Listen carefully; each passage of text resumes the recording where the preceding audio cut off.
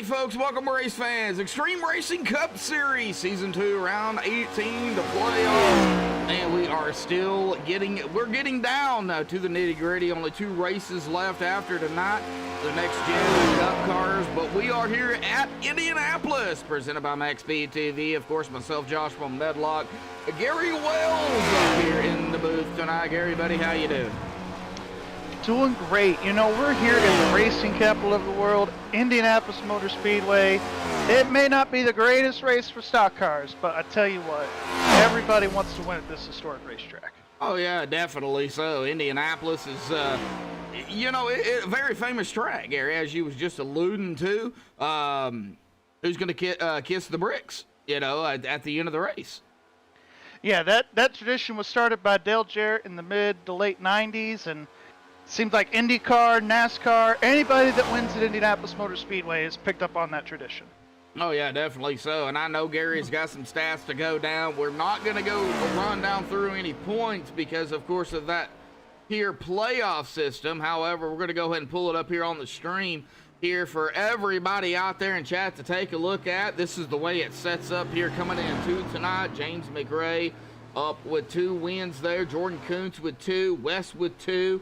Kyle Rochelle with a win. Now, Brady Weileman just sitting back in 5th. You got Tim Taylor in 6th. Witherspoon 7th. Bryce in 8th. Matt Stat in 9th.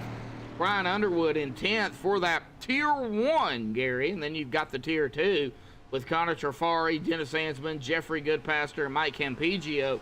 So, you know, still yet, I mean, the battles are close, and anybody in Tier 1 could take it. That's, you know, up there, I would say top 4, top 5. They could take the victory. And then, of course, you get down here to that Tier 2, very close between 12th and 13th. Yeah, close racing throughout. It's going to be interesting once we get down to the championship race at Darlington and see who's going to win that whole thing. And we've got this other playoff bracket here going on. So a lot to be going down over the next few weeks. Oh yeah, definitely so. And of course we've got a couple of drivers out there in chat. We've got fans out there in chat here tonight. Dennis is in chat. We got BT Dubs out there in chat. Lori is in chat. Lori Boo, John Black, Connor Trafari's out there.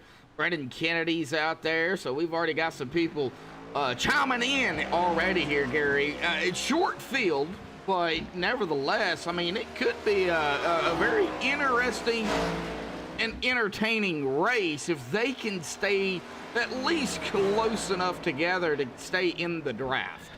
Yeah, I think we'll see a race similar to Pocono. It seems like when you're talking about races and comparing tracks to one another, Indy and Pocono always seem to be brought together. I don't know if it's because they're both 2.5-mile tracks or what, but really with this place tonight, I know there's only 14 cars, might have 15 by the time it's all said and done, start this thing. But it's gonna be interesting. If the top 3 or 4 could stay together, I think they might be able to pull away, but from what I've heard, mixed reviews on this track with this car. Could be close together, could be spread out. We'll just have to see what happens. Oh yeah, definitely so.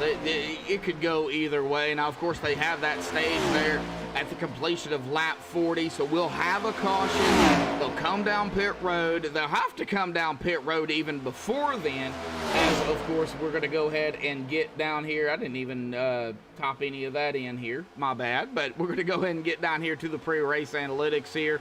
Now, track temp 96, not bad. It is a little warm, but it's not bad. 100 laps here, 250 miles. I'm not sure what the tire window would be. I'm not sure exactly how many tires they have. Gary, you can take a look at that.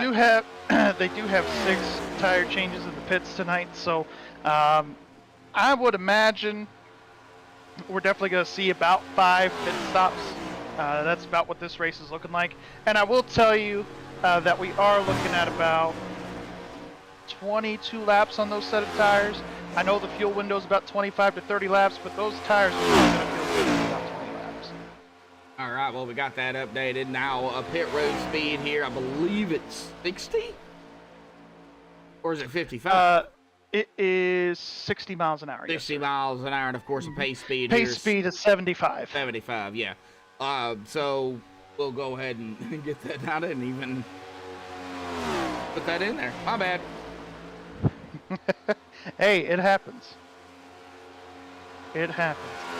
But really, I think this race is going to be pretty decent here tonight. It's really going to be interesting to see who's really going to come out and show it. I think it's going to come down to a couple of different things. How good is your fuel strategy? I think when we get to the second stage, that's going to be interesting. How well you can draft, I think, is also going to play a big part in this tonight as well. Oh yeah, definitely so. Now, of course, you can definitely get draft here. I was just talking about that front and back stretch, and it's about 5/8 of a mile. Yeah, both straightaways here. So and you don't really, you got to blip it here. I mean, it's not full throttle, but it's dang near full throttle. Yeah, you get down to the corner a little bit, and just to get that car to rotate just a hair, you blip it a little bit just to get that nose to plant and go the other way as you need to complete the corner. And that's really about it. Otherwise, you're basically full throttle around here. It's kind of like driving an Indy car, but full body. Oh, yeah, definitely so. Well, looks like Dennis and everybody in chat's chatting it up here tonight. We're going to go ahead and step away and play the national anthem provided by Madison Rising, folks. So stay tuned. Qualifying will be underway when we come back.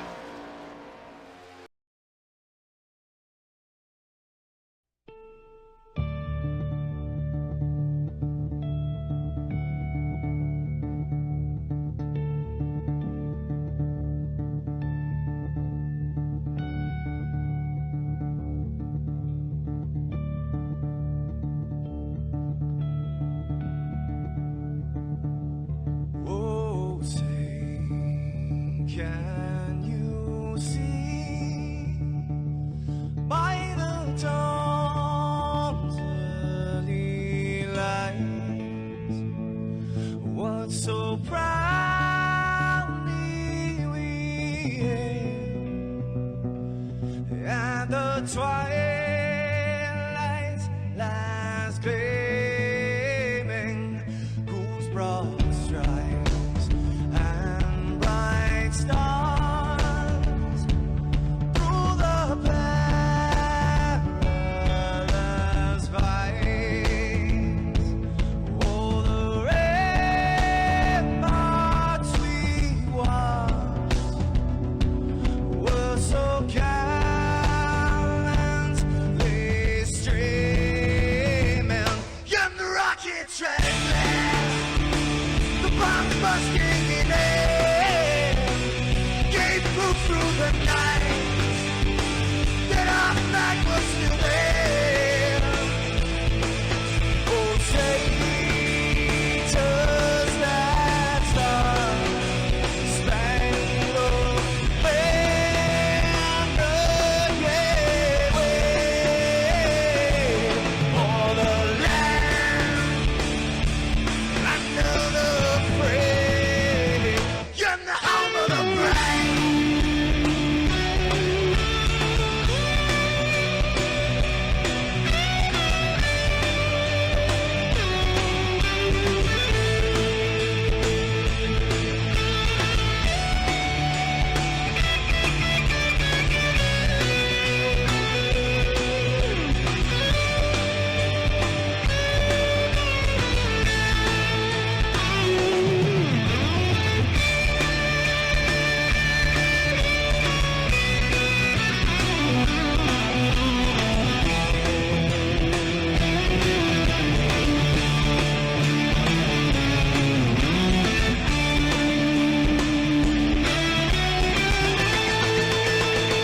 Because we are the brave.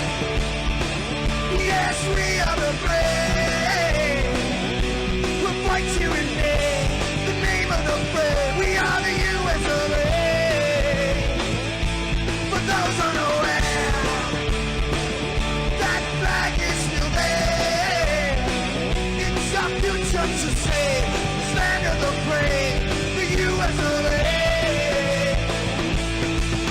Oh, say, does that star-spangled banner yet wave o'er the land under the frame, and the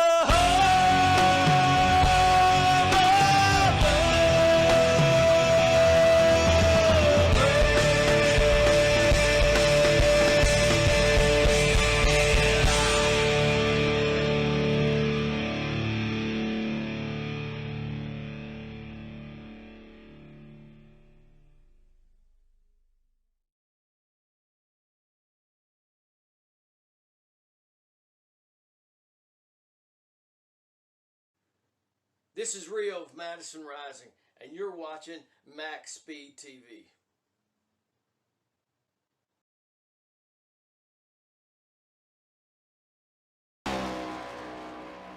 Alrighty, folks, we're back live here on MaxSpeedTV. Qualifying, of course, is underway here tonight, and everybody but 2 drivers are out there on the track, Gary. Of course, close qualifying. Everybody's got the track to themselves. Very interesting. 5 minutes to qualify, 2 laps here.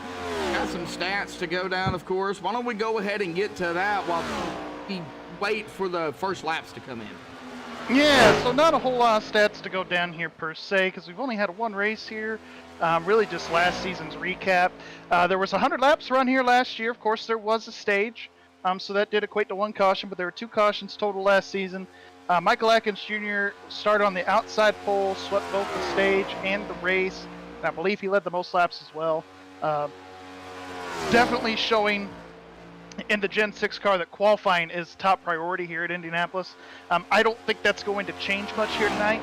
I think if you're going to win this race, you're probably going to be starting within the first couple of rows, around the top 5, top 6.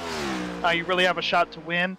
But we have seen, at least in real life, we have seen people from 30th, 20th on back be able to start mid-pack to the back of the pack and win the race. So a couple of things that I think are going to be critical here tonight for this race as well. Pit road. This is the narrowest pit road on all the super speedways that we come to, and some of the smallest pit boxes. This track is really set up for more for IndyCar racing, and so that's the pit stalls here. I mean, they're about IndyCar width, and that's about it. This pit road is so narrow. I've been to this track a million times. Even behind the wall, it is very narrow. It is crowded. So these these virtual crews are gonna have their hands full, and the drivers tonight on the virtual Indianapolis are gonna have their hands full as well. Oh yeah, definitely. It's going to be a handful of a race, no doubt about it. Yeah. But you can never take a mental break here. You got to worry about your pit speed. You've also got to worry about making sure that you don't hit other drivers coming into the pits or coming off the pit road. We've seen many accidents occur on pit road here. So pit road, I think, if you could survive that tonight, you've got a really good chance of having a really good run here. Oh yeah, definitely so. I mean, and we got to talk about pit road, because that at this track, that could make it or break it for you. And I say that pretty much every track, but Indianapolis and Pocono are really the 2 tracks that you could definitely, make a mistake. And Dennis alluded to that in chat earlier, speeding on pit road, wrecking on pit road. You just said that. Mistakes on pit road can be detrimental to your race. Yeah, at least at Pocono, those guys have a lot more room. Those are some of the biggest pit boxes. It is the longest pit road, the widest pit road when you go to Pocono. Here, it is one of the longest pit roads, but it is one of the narrowest. We're talking right up there with places like Martinsville, Dover, Bristol. I mean, we're talking short track quarters when you're on pit road here at Indianapolis. So if you can make it through that, you're going to be really, really good to go. Oh, John Black out there asking when the race starts. Well, we got about 30 seconds left here in qualifying, and then we'll get in a warm-up. They'll do their pre-race drivers meeting, and then the race will start. That's basically about it. So at about 5 minutes here is when we'll get them on the grid. But nevertheless, we got Jordan Jones up in the top spot here. We got Wes Weidman there in second, and Brady Weileman rounding out the top 3. Gary, of course, we got picks here tonight too, and I picked somebody brand new, never even seen him. I picked Eli O'Quinn here tonight to bring it home into victory lane. Who do you got? Yeah, I picked one of the championship contenders. Shocker, went out on that big old limb tonight. I picked Brady Weileman here to take the victory. Guess we'll kind of find out. They're going to get into the warm-up. I didn't pick Matt Staton, so Matt should be happy. I haven't picked him. I haven't even talked about him yet until just now. So there should be no curse on Matt Staton here tonight. I'm breaking the curse. You're breaking the curse. All right. Well, no, Brandon, it doesn't start in 15 seconds. They're in a warm-up here. It's the pre-race drivers meeting is what it is. I know Lori is in chat here. And I did see, I believe, Kara Staton in chat as well. So both of those are in chat. John Black, Brendan out there as well. See Bryce Shoemaker out in chat too. Wow. We got drivers in chat along with moms and everybody else. Yeah, a lot of family members. You know, they really, with this whole esports thing, as it's taken off here within the last 5 years, Josh. I mean, we have seen people watch like their husband, their boyfriend, their girlfriend, their kids. Man, I mean, it has really started to become a family affair watching these guys race. And it's very interesting and entertaining too, because here on the virtual world, you know, the drivers don't get hurt. Yeah, they might, you know, their pride might get hurt, or they, you know, they get, you know, their feelings hurt or whatever the case may be. But physically, they don't get hurt, which that's a good thing. Yeah, absolutely. Anytime that you can walk away from one of these virtual races unscathed, you know, I've seen people get in and out of the rigs before and get hurt that way, but that's beside the point. But yeah, it really beats having to go into these cars at about 180 mile an hour and risking, you know, yourself, like you said, getting hurt. Yeah. So, and a lot less expensive. And a lot less expensive too. But yeah, should be an exciting race here tonight. We are wrapping up the warm-up here. We're about halfway through that. We are going to start heading into the drivers meeting here. I believe they are just about done. Let me see if we can grab our pole sitter here real quick. I'll pull him out of the drivers meeting. Dennis can yell at me later. Jordan Kuntz, Wells in the booth. You got a copy? I do. All right, bud. Well, you're starting on the pole here tonight. Good run there for you. Fast lap, 51.36, faster than what you ran in practice. How do you feel about this race here? Well, I feel like it's one of the more driver tracks. It's not completely flat out like all the 1.5 miles are. It's a really special track, so to get pole and lead them to the green here is kind of amazing. Yeah, it's always a special time, virtual or real life, whenever you can lead the field to green here at Indianapolis Motor Speedway for sure. What are your expectations here tonight? I know you said driver's track. Do you feel like, I feel like it's going to come down to pit road, surviving that, and then also managing your tires and just playing your fuel strategy just right, especially for that second stage. You get the same feeling? Yeah, pit road's always going to be important, but here I've been watching a lot of races and a lot of the next gen fixed and iRacing and seeing what they were like. It always seemed like there was a draft pack tandeming might come into play here, so having teammate right behind you will help a lot. I think it just keep it clean, try not to get a damage, and finish the race in the highest position possible. Yeah, absolutely. Well, I do see that you're in the running for the championship. They just wrapped up the drivers meeting, so hopefully I didn't drag you out in a bad time, but good luck to you out there, and hopefully we'll be talking to you later. Thank you. All right, everybody, that was Jordan Kuntz.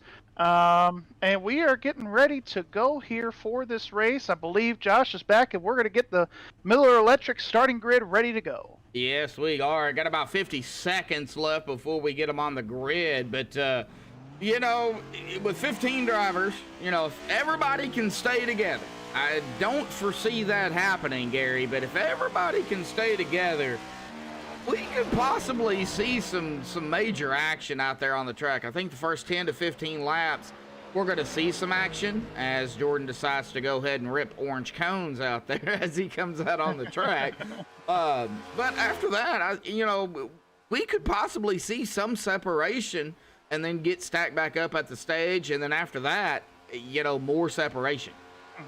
Yeah, absolutely. And I don't know how much of the interview you heard that I had with Jordan just now, but he's really seen a lot of races here this week on iRacing. This is a scheduled official race for iRacing this week at the Indianapolis Oval. Basically, what he feels it'll come down to is having that drafting partner late in the race, so having your teammate with you or whatever. So he's really focused more so on the drafting here tonight. Yeah, pit road's going to be important, but having that drafting partner is going to be very, very critical. Oh, yeah, definitely. So drafting, yeah, having that drafting partner is going to be the biggest thing here for sure late in the race. But, yeah, like you said, Miller Electric starting grid here tonight. Jordan Kuntz grabbing the pole with a 51.367. Congratulations to Jordan on pole. Wes Weidman going to be starting on the outside of him in that second spot. Brady Wallerman in third. James McRae fourth. Hayes Booth there in fifth. Jeffrey Goodpaster in sixth. Tim Taylor in seventh. And Dennis Ansman is going to round out the top eight. Gary? Well, starting in that 9th place, it's going to be Connor Trafari in the 09, and 10th, it's going to be the 19 of Matt Staton. 11th place, we're looking at Mike Campigio. 13th, or I'm sorry, I can't count. 11th place was him. 12th place is going to be Bryce Shoemaker. 13th is going to be Joshua Witherspoon. 14th is going to be Eli O'Quinn. Or is it Brady or Brian Underwood? Sorry about that. Yep. And then rounding out the field here, it's going to be Eli O'Quinn. Right now, we're officially on the grid. 100 laps here tonight. Stage lap at the completion of lap 40. Looks like Brian Underwood and Eli Quinn did not start. Did they exit? Oh, there goes Eli. He is... Sometimes they forget to turn their car on, so I think that's what happened there between the 14 and the 00. Because they do have the option of whether to have the car start automatically when they get into the sim, or to have it sit there with the car turned off and they have to turn it on themselves. So it gives you that option. Well, Eli O'Quinn did... Personally, I like having the car turned off, especially if the grid time is about 5 minutes. That way, you have an opportunity to save some extra fuel instead of just sitting idle the whole time. Oh, yeah, definitely. So, no, Brian Underwood did not start. He did not even grid. I don't even know if he is in racing. I'm showing that he disconnected due to incoming packet loss. Oh! So he must have had a fallout or something like that with the iRacing servers, which, hey, you're racing online, it's definitely going to happen. So. Oh, yeah, definitely. So, hopefully he'll get back in here, but we are on... We're in turn 3, Josh. Like. We're getting ready to go. Yep, coming around turn 3 here, it looks like. 4 turns here. All of them are the same. Front and back stretch is the same. Really don't really have to go over each turn because they're all the same. So well, they're the same size, but they're all different. We'll talk about that a little bit later. But you know what they say when they get in turn 4? Reach up there and pull those belts tight one more time. Yes, sir. Here we go. Pace car will dive off to the safety of pit road. It'll be in Jordan Kuntz' hands here tonight. He'll be getting us going. Pace car is off and away to the safety of pit road. Jordan waiting on the green. There's the green. Boogity, boogity, boogity, folks. Racing here tonight at Indianapolis. Let's get ready to kiss the brakes. They're side by side going down to turn number 1. Jordan able to get that lead all by himself. He's going to be able to clear the 85. They're side by side for second on back. And they are going to keep that side by side out of turn number 2 here on the backstretch here tonight. I think we're going to see some of the They're drivers... starting to pull out. They're shuffling a little bit, trying to get single file. Yeah, I think that's what they're trying to do is get single file. They know it's a long race. Yeah, 250 miles around this place. There is a little bit of a second group that can come in, but it's not really favorable. It does tend to eat up your tires. Really hugging that white line is going to be the place to be for a lot of people. All right, first lap going to be led by Jordan Kuntz here. And as the per usual, going to have to reset. Well, and they are... And with each and every turn, they may all be the same length. Oh, we got a car in the wall. 44. Hard into the outside wall. See if we can get a MaxSpeedTV replay on that once. Yeah, it looked like Brady was just out of the groove here. And I don't know if there was contact or net code or whatnot, but that 44, he just shot up the track. Oh, he had a little bit of help there. Him and McRae got together. And Tim Taylor just nowhere to go, and Brady just ends up in the tires. Hey, well, let me replay. Right, well, let me see if I can get that replay on there. And you said Brady. And it really just happened because James McRae really pushed the nose, just shoved on him right there in the corner. Yeah, I don't think the 7 was expecting that to happen because if you look, the 7's way out of the groove. Yeah, and of course there was contact right there. The 11 comes right up into the rear end of the 44. Yeah, 44. Tim Taylor had nowhere to go. Oh, hard into that wall. He's going to come down pit road. Now, they do get one reset here, which is That'll help. a little different. But like we were pointing out earlier, pre-race, Jordan was pointing that out with me up here in the booth. Those 2 cars, 3 cars, you could really start to pull away. Again, it really just comes down to drafting the numbers. If you get a strong group of guys to go with you, it's going to be pretty cool to see. So these guys should be able to reel in the top 2. Hopefully. We'll see. Hopefully, yeah. But it really messed them up when the 44 and the 7 got together. So it's going to be interesting. Now, these turns here at Indianapolis, they're really, really different. So turn 2, it may be the same length as all 4 other corners. But turn 2, especially the exit, it is just such a narrow turn, such a tight turn, that if you make a mistake, a small mistake, you're going to see what we saw between the 7 and the 44. It's just going to happen. We see a lot of wrecks out of turn number 2 here at Indy, whether it's in the Indy car, whether it's in the stock car here. It's crazy. Now, I will tell you, the hardest one to get right is the entry into 1, simply because you've got that canyon of fans as you come down the front straight here. Oh, yeah. That entry is always hard to get correct. And turn 4 here is actually pretty sweeping. It's a little bit more forgiving. But if you hit that turn just wrong, it's really going to mess up your lap time as you're coming down the front straightaway. These straightaways here are really long, so it's really important that you hit your marks, especially in turns 2 and turns 4 every single lap. And they call them the short sheets. Yeah, and you really don't get the wheel all the way straight there, because by the time you get out of turn number 2 or out of turn number 3 or turn number 1 and turn number 3, you're really just getting ready to plant the nose for the next corner. Yeah, so, pretty much. Yeah, I mean, you're straight for a little bit, but not the whole time. I mean, it's maybe for just a minute. It's that fast. We're watching just a lot of single file right now. Not really a whole lot of passing going on. 33 leading this group with James McRae, Tim Taylor, Hayes Booth, and Dennis Ansman. And you got another group back here with Mike Ampigio, Connor Trafari, Matt Staton, and I believe that is Bryce Shoemaker with that group. Bryce Shoemaker and Eli O'Quinn is in this group as well. And Connor is blinking in and out, I'm seeing here on my screen. I don't know if you're seeing the same thing, Medlock. He is definitely having some issues there. Again, internet racing, it happens. Yeah. Let's hope he can get that figured out. Not worried about Jordan and Wes right now. No, I think they're just chilling. They're trying to get to the end of their fuel run.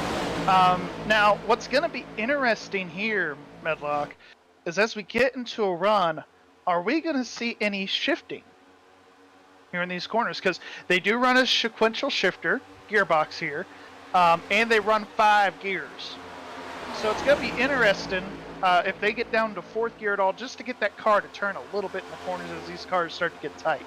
Well, I mean, we could see some shifting, maybe later on some clutching as well, to save fuel. I don't think fuel's going to be the problem. I think it's going to be the tires. We always talk about the tires here in Indianapolis. Just the way this track is grounded, it's a diamond grind. It's very good for IndyCar, because what is really critical here at Indianapolis is they've always had it very smooth, and it's perfect for IndyCar. But when you get into a stock car like this, it just eats away at your tires. These stock cars, up until they got the next gen here, they really have relied on having tracks that have character, a little bit of bumps in them. And there's really not a whole lot of bumps here at Indianapolis. No, there's not.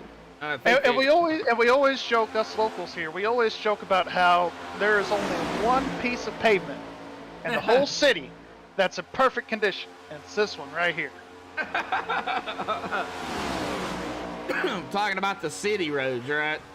Yeah, we're talking about city roads. Yeah. The best piece of pavement here in Indianapolis is the racetrack. Is the racetrack. Well, I'm on James McRae here. How about we go cockpit with Mr. James McRae here tonight? He's following that 33 of Jeffrey Goodpaster, 9 laps into this race. So far, so good for the most part. Brady not having the luck he wanted early on. Yeah, definitely not going to pick Brady Weileman again anytime soon. Now, I didn't pick him. Total jinx. But hey, it ain't over. He's one lap down, yeah. If he can keep that one lap down and, you know, we get to the stage, then he'll get that lap back. But he has got to be the first driver a lap down. Well, and I think he will be. I don't think we're really going to see any other issues as far as him losing a lap. It is really hard to go a lap down in Indianapolis in these stock cars. You have to be trying really hard to get lapped here, unless you 3.23 seconds. So it's, like I said, really hard to go a lap down. Watching, you see Tim Taylor is right behind James and Goodpaster. We've got Ansman in the mix here and Hayes Booth right behind Dennis. This is this 5-car pack right here. They're in the draft of one another, maybe trying to, you know, not only help out one another, but, you know, stay in line, don't lose the draft, wind down the laps, and then maybe make your move, what, 15, 20 laps to go? Yeah, and another thing that we haven't really talked about, because we focus so much on the draft and the pitting here, passing here is really difficult, especially with this next-gen car now. Like, if you're wanting to make a pass, you better hope you have somebody behind you to help complete that pass. But even before then, man, it's always really hard to pass here at Indianapolis. It's like passing a car here at Pocono or at New Hampshire. Oh. You're working on a guy for about 8, 9, 10 laps, waiting on him to make a mistake, working him over, and then you get an opportunity to pass him. Now I'm watching Hayes Booth right now, side by side with Dennis Ansman. That's going to be for 6. Boy, Hayes was fighting, just could not do it. Dennis is going to keep that spot there in 6th, a little bit further behind them.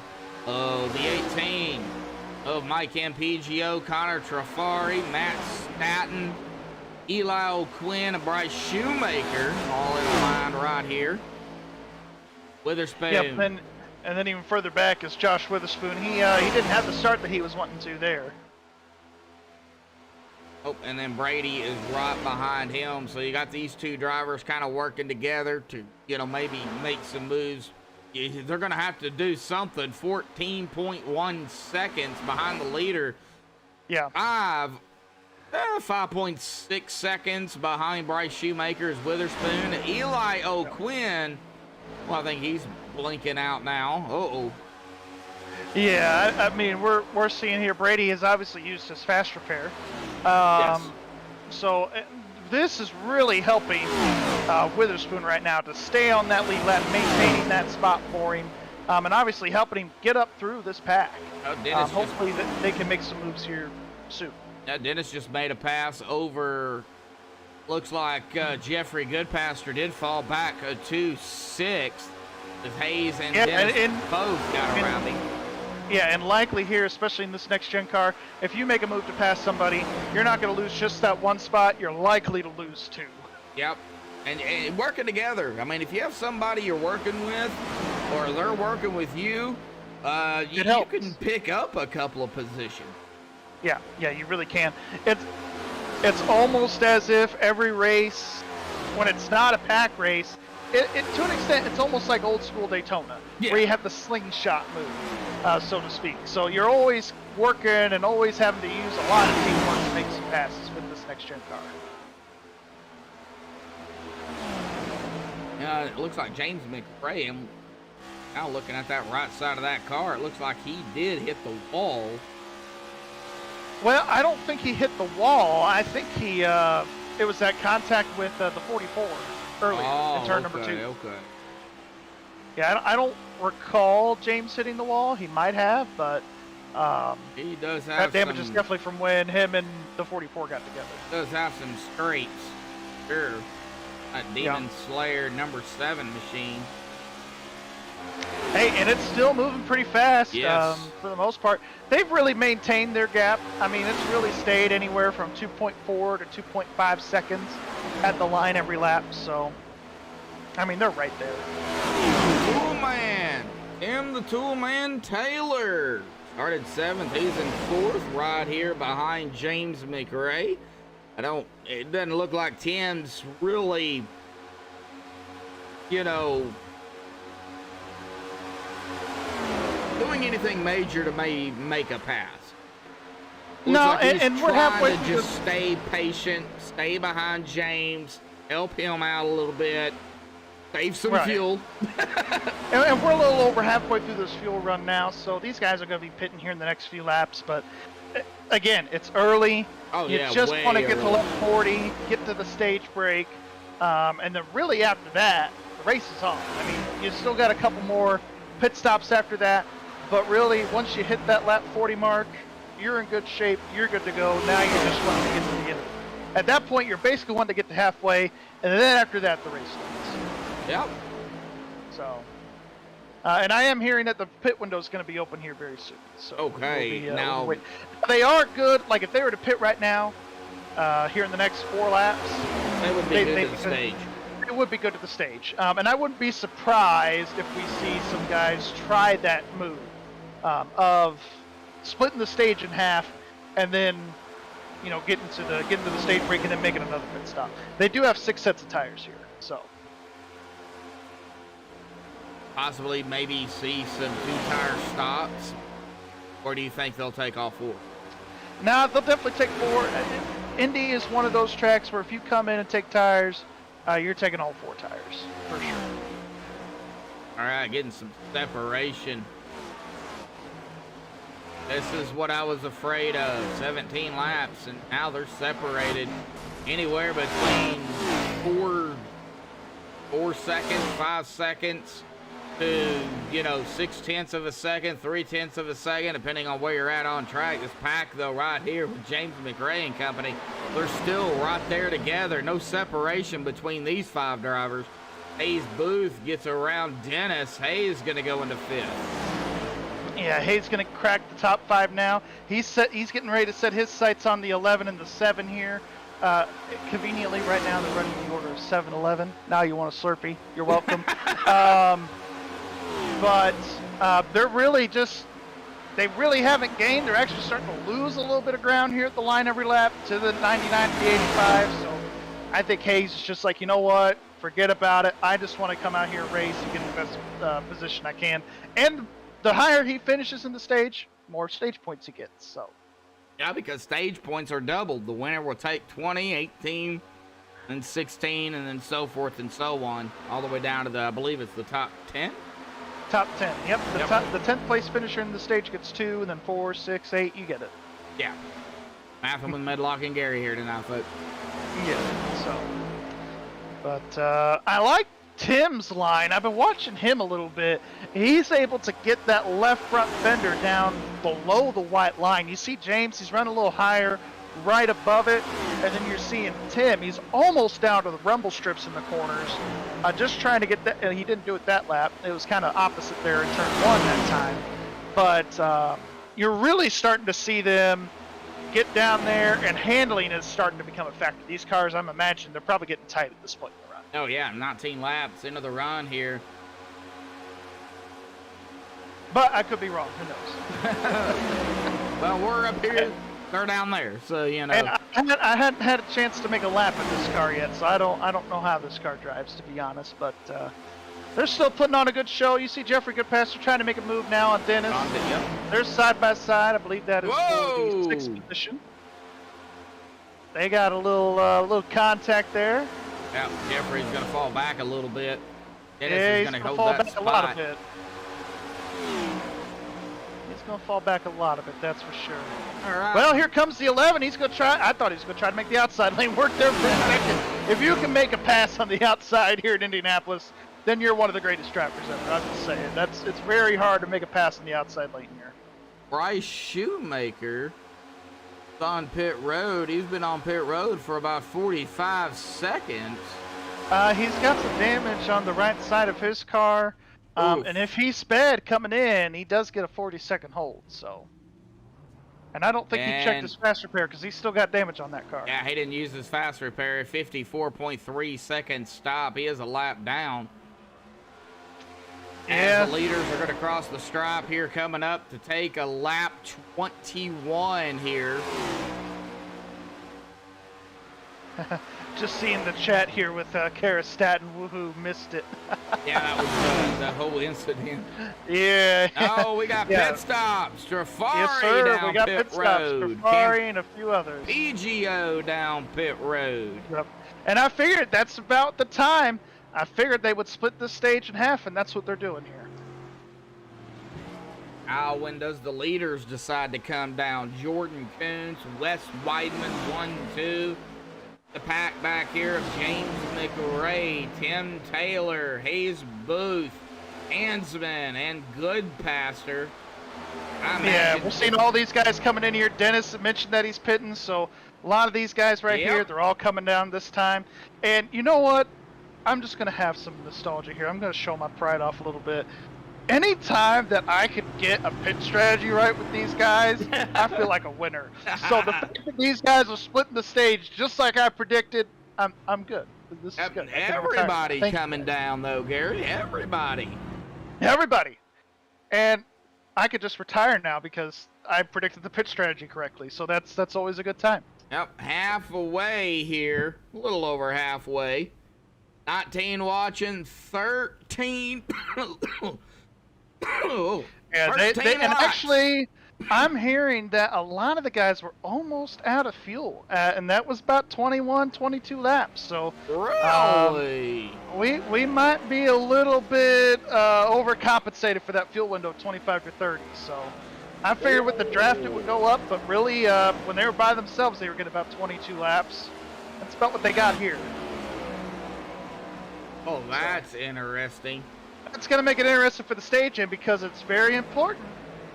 In order for you to get your stage points, you have to maintain pace car speed. Yes. All the way until you come into the pits.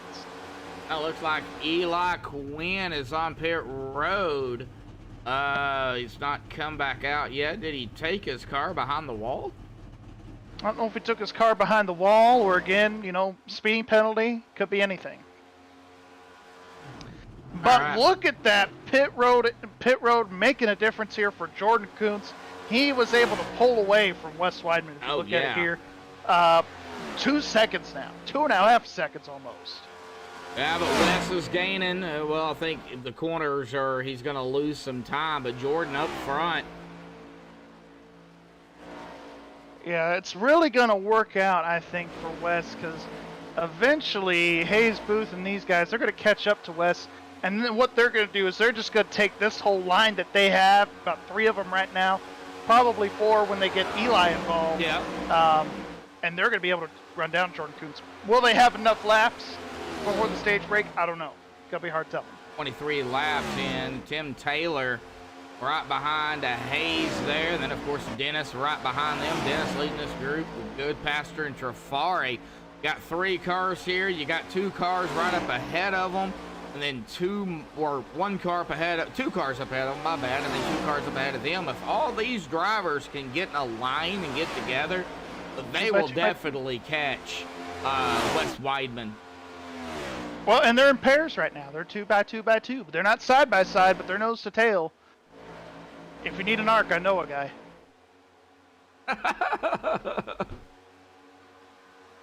See what I did there? That's good. Yeah, I seen what you did there. Joke number 10. Joke number 10. Yeah.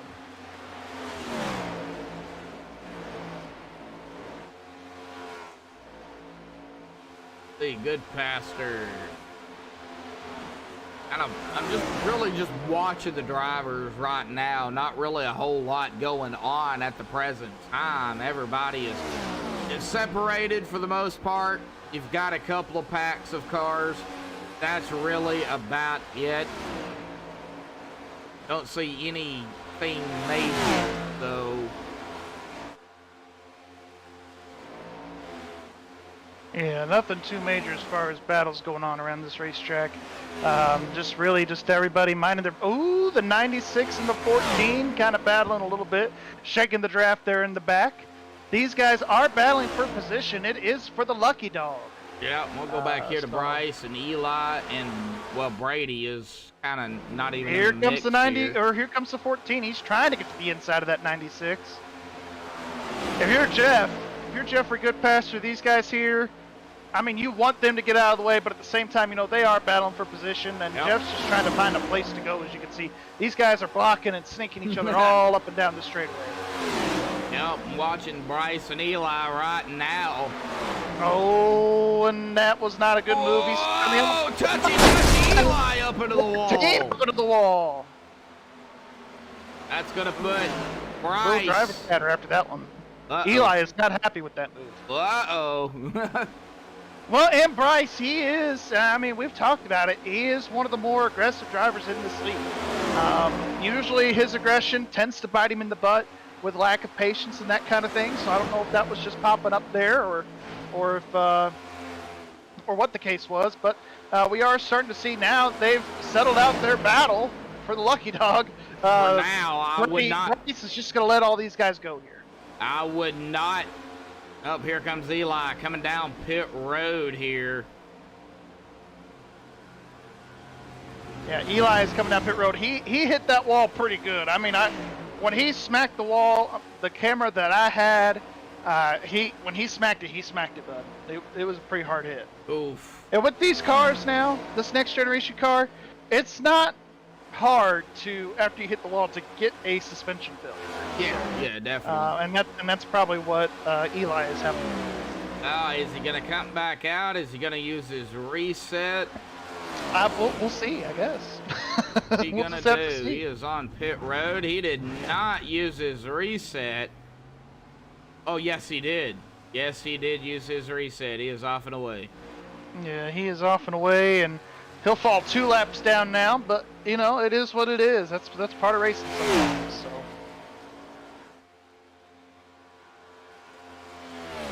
Yeah, him showing Jordan is pulling away quite a bit from Wes now. It was about 2 seconds, 2.4, I think, at most. Now it's almost 3 seconds, so Jordan has definitely got the pace down for sure here tonight.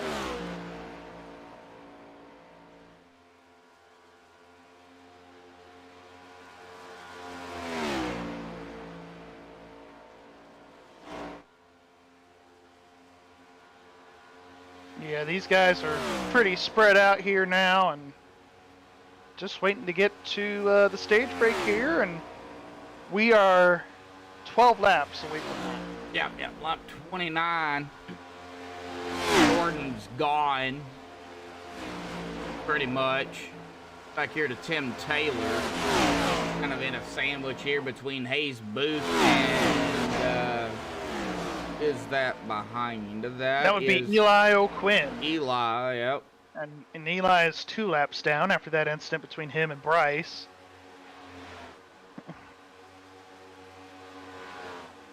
About really all that's going on. Yeah, this is really about it. And like I said, you know, when you do get up to somebody, I mean, it takes a long time to pass you. Oh, Like yeah. I said earlier, it takes you about 5 laps to see what they're going to do. Then it takes you 5 laps to make a move and pass them. So it really takes about 10 laps, maybe even 12 laps to pass somebody here in Indianapolis. And you don't want to catch them in the middle of the corner because it's really hard to pass there. You either want to catch them in one of the short chutes or down the straightaway.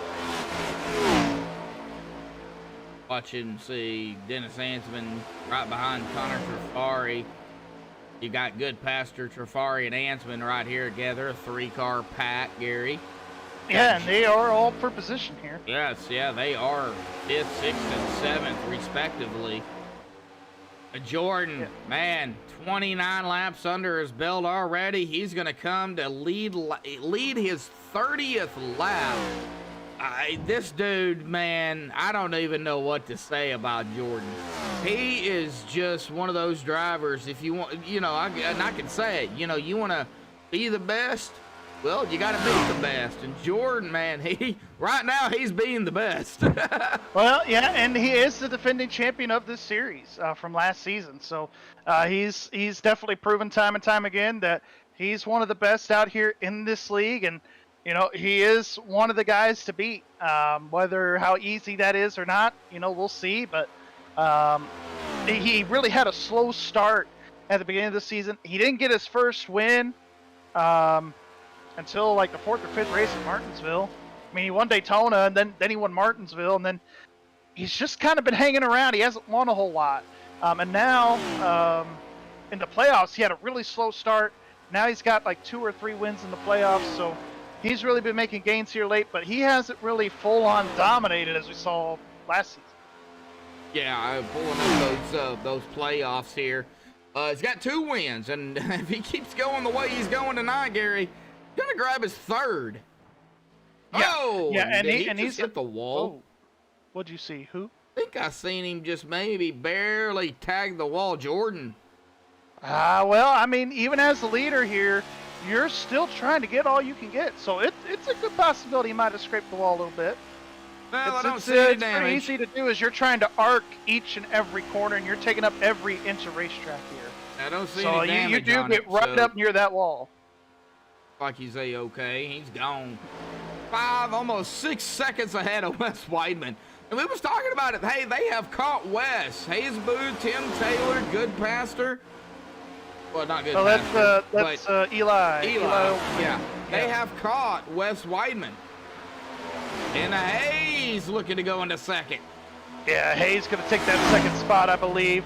And like I said, once you lose 1 spot with this package, you lose more. And I think Wes is probably going to fall back to 3rd here. Maybe not quite. He's going to be able to clear Tim Taylor at the exit of turn 2. Oh, Jeffrey Goodpaster up into the wall. Causes a little checkup with the 09 and the 3. Yep, and they're side by side going at it. Bull Jeffrey's still having some issues. He's going to back it off a little bit. He's going to fall back, it looks like, behind. That is going to be Connor Trafari. Get on him in a minute. Yeah, boy, Jeffrey's car got really upset. Yeah, and it really can here. Sometimes you just have a no crap moment too, where you get off the corner, you get really loose, and sometimes you just need to take a minute and get settled back in. Jeffrey gonna have to change his pants. This track is almost as unforgiving as Darlington at times. It could be really, really good to you, or it could be really, really bad. So oh yeah, and we get the best of both worlds, I guess. We know all about, Darlington, New Hampshire, Martinsville. Yeah, those tracks can be detrimental, especially New Hampshire and Martinsville. Of course, these guys over here at Extreme and RTC that I do on Tuesdays, they know all about those 2 tracks in these cars. Yeah, it is not easy track by any means, but they put it on the schedule just to give it a try, and from what I've heard, it didn't work out too well, so probably never again. Yep, I think Martinsville for Extreme. Whoa, here we go. We got some more passing. We'll get to that here in a minute. 09 after Trafari, boy, he went low. Yeah, he went way low there. I mean, you get down there in the low groove like that, especially on the front straightaway. There's no rubber down there. You're kicking up the sand and everything else. How low can you go? Don't want to go too low. Yeah, you don't want to go too low and lose your traction, that's for sure. Here comes the 33. Yeah, we're watching we're watching this battle here, right? And this is happening all but right behind Dennis Hansman. He's like, all right, you two can, keep going, and I'll just pull away here. Yeah, just pull away here a little bit, get my 5th place position here, get my 10 points, and go to the house. Or 12 points, whatever he gets for finishing 5th in the stage, I don't even know. That'll be, 20. I can't even math. 16, 14, is it 12? I think it's 12. You get 12. Okay, there you go. I think it's 12. We both can't math. It's fine. Yeah, we can't math tonight, folks. It's Friday night. Yeah, it's Friday night. Yep. Let's see here. Now, let's kind of go through here and kind of see what's going on. Hayes Booth, Tim Taylor, Wes Weidman, and that's it. And, of course, Eli O'Quinn right there still Eli with O'Quinn him. hanging in there. Yep. I'm showing as of right now, it looks like it's going to be Bryce who's going to be the lucky dog at the stage break. Yes, it will be, and we are going to be next. And you're talking about the fuel window as it is. I mean, these guys are going to be lucky to come back down pit road. They're going to be on fumes. Next time, they're going to be able to. Especially Jordan. Jordan's definitely going to be on fumes. I think next time by lap 38, it will be closed. Lap 39. Okay, lap 30. Yeah, because it's the completion of lap. Oh yeah. So. Yeah. Well, the ones that are staying. Eli disappeared. He's a magician. Oh, now he's back. Yep. Houdini. Having some blinking issue, man. We've been seeing that a lot here tonight. I've been seeing that a lot. Oh, contact 09 somewhere off of turn 4. Everybody's all right. Did 09? Did he pull? Oh. Let's see. Got into one. Went side by side with Jeffrey Dennis. pulled a J.R. Hildebrand. Oh. That is not good. He smacked the wall off of turn 4. Whoa! The 09 got a little loose there. I think the 3's going to still have it. Yes, he does.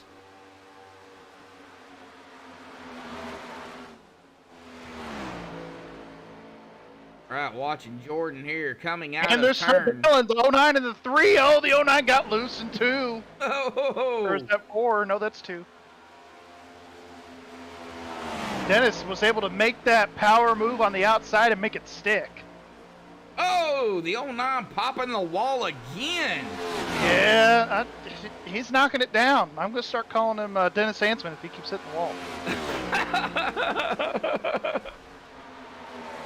Oh, man. 21 watching, 13 likes here. On those rumble strips that time. Can we hit 15 to 20 likes here before the end of the broadcast here tonight?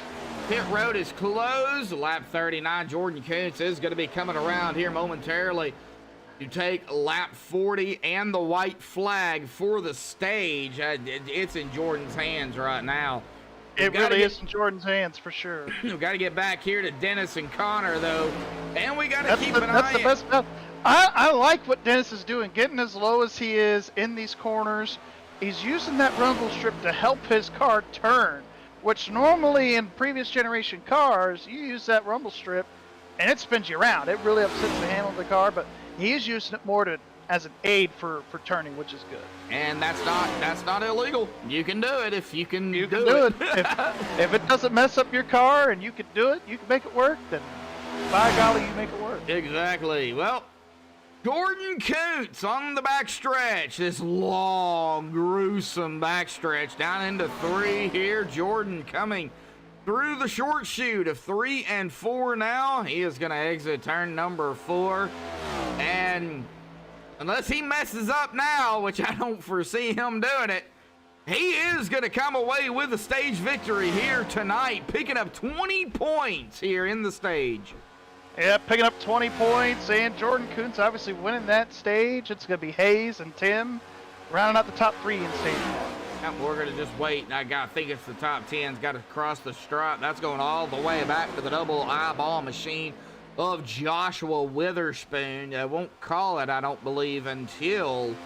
Yeah, and he's got a little bit of striking distance there between him and Matt Staton. Yep, I think Joshua's got it, though. Top 10 for Joshua Witherspoon. Crosses the stripe. Somebody's down pit road. That is Bryce Shoemaker. Yeah, and he's not going to get the lucky dog. He forfeited his lucky dog, so it actually is going to work out for Brady here. He will get the free pass. Yes, he will, but Jordan Kuntz, our stage winner. Yeah, Jordan going to be your stage winner. The only stage that they get. That's it. After this, it's... Yep, and now they're looking to catch up to the pace car here, and you see Jordan getting down on the apron on the access road and knocking over some orange cones. Just trying to save as much fuel as he can, because like I was telling you, it is you're on fumes by the end of the stage. So now what are they at now? About 20 laps, 20 to 21 laps. Yeah, they're right there.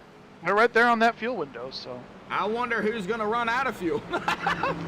I don't. Hopefully, not anybody. Well, yeah, I understand that, but you know, you got to be realistic, Gary. You know, and I'm gonna pick on him. Hopefully, it's not that number 3.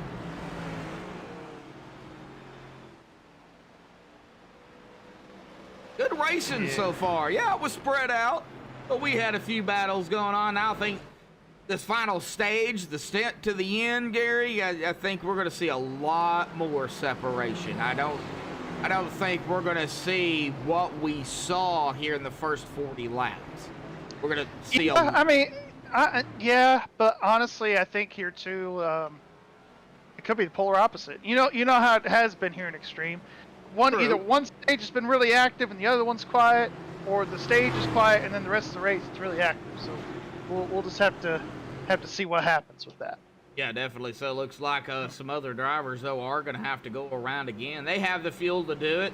That is Eli Quinn, Bryce Shoemaker, and Brady Weileman. But Brady's going to be the free pass. These guys are lap down, so they can't pit with the leaders. So they're going to have to pit next time by if they do want to. I saw Bryce, he pitted before the stage break, pitted on the last lap of stage 1. So he's probably just wanting to probably take a wave around.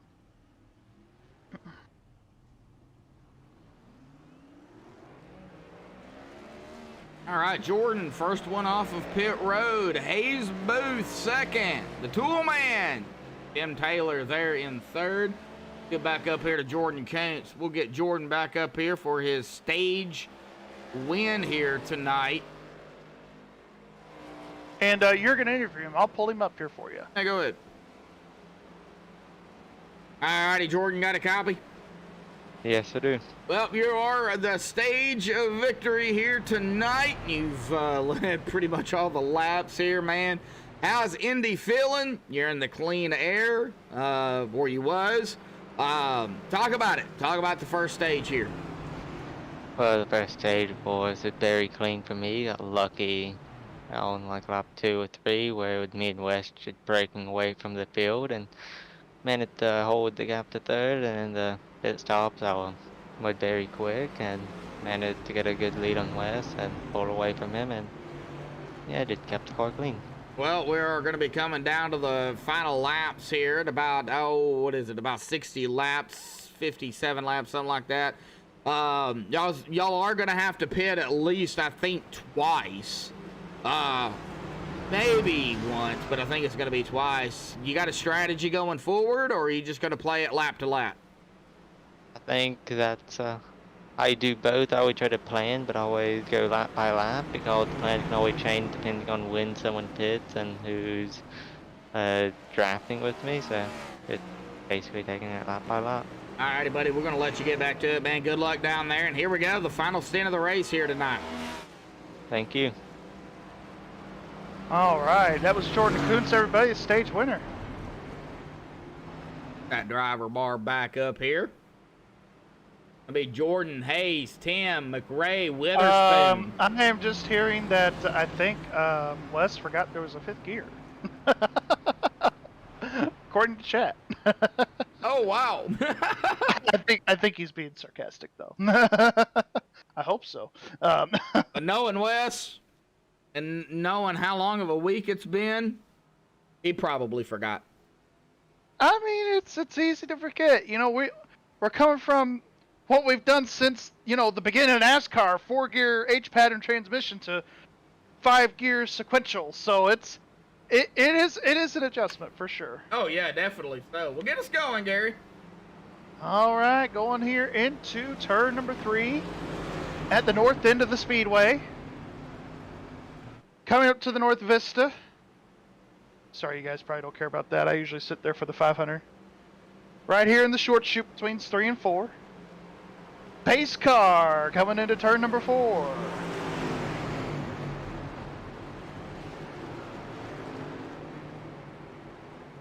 Rounding turn 4.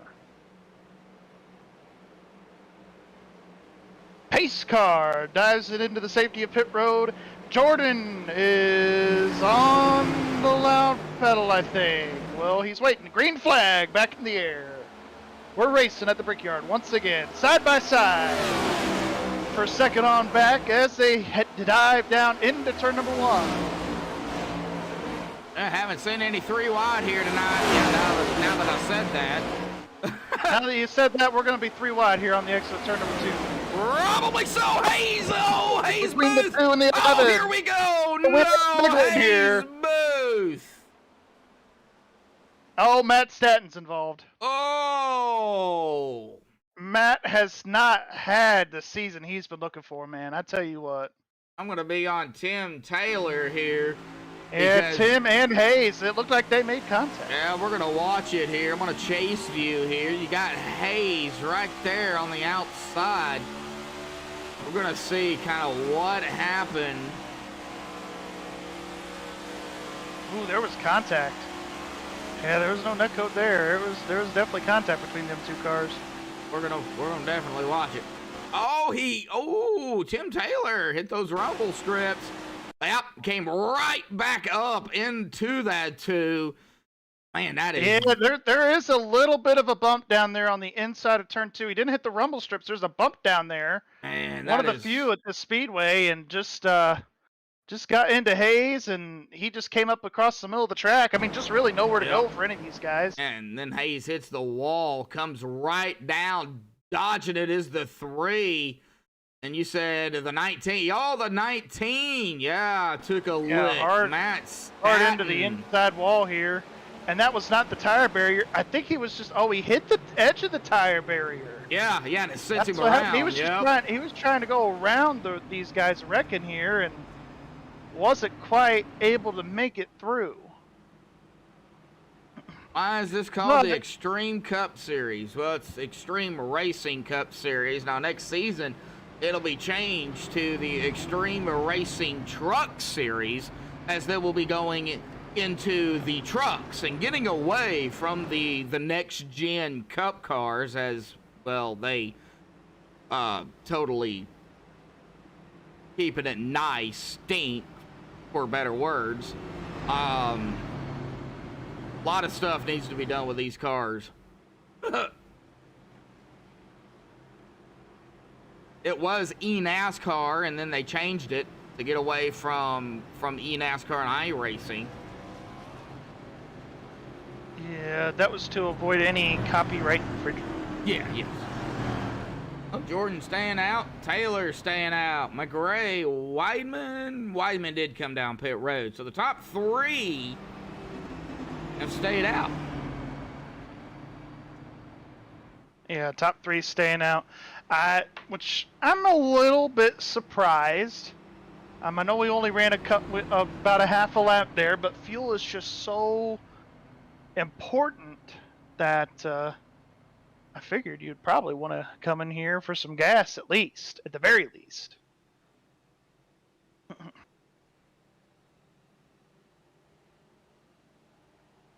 Well, I think it's, still a long way to go. I mean, we're not even at halfway here. Well, we will be here in about 4 laps, but it's still a long way to go. I mean, you're gonna still have to come down pit road, regardless if you come down now or later. Want to do an interview? Oh, I interviewed Stage. If you want to drag somebody up, go ahead. All right, let's we'll pull this guy. We haven't talked to him in a bit. Witherspoon, Wells in the booth. Got a copy? Yes, sir. All right, man. You're running up here in the top 5. Running pretty good. I see that you pitted here this last pit stop. I'm assuming it was just for fuel only, correct? That's right. Well, obviously you guys are trying to extend that fuel window as much as you can. How do you feel about the car? How do you feel about Indianapolis so far? It's a lot different in these cars than the usual. A little tight off every once in a while, and the packet's a little loose. Choose tires pretty good. Fuel, no surprise on how short the fuel run can be. Yeah, we were definitely surprised. We thought about 22 laps by yourself, and then as you got into the draft, maybe a couple more laps, but it just seemed like it was 20 to 22 laps either way. So But do wish you the best of luck going forward here. Medlock, you got anything for him? Just good luck, buddy. All right, lights are off that pace Yes. car. Let's get ready to go here, bud. Good luck. All right. Almost pulled you into the hauler. That would have been a bad day. Pull to me, huh? Yeah, I almost pulled. Well, you both are named Joshua, so Ah. see, I messed up. I almost messed up.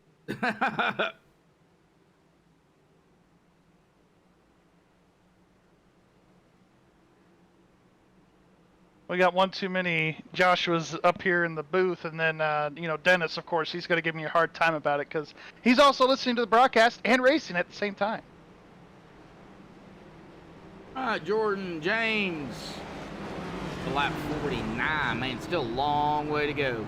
And as soon as I pulled Witherspoon up into the booth, sorry, I was a little distracted during that last interview, Medlock. You know what they all said as soon as I pulled Witherspoon up into the booth? Let me guess, the curse. The curse. and then Jordan, I heard him as I was talking. He's like, "What is the curse?" What Jordan is doesn't know the curse. He's not fazed by it. He's the only driver out there. Well, I That has- know. And I'll get him going again because we only went a lap. Pace Okay. car off into the pit road here. Getting ready to go back underway. Green flag back in the air. Playoff implications side by side here. We're back underway at the Brickyard. And Jordan got a good jump.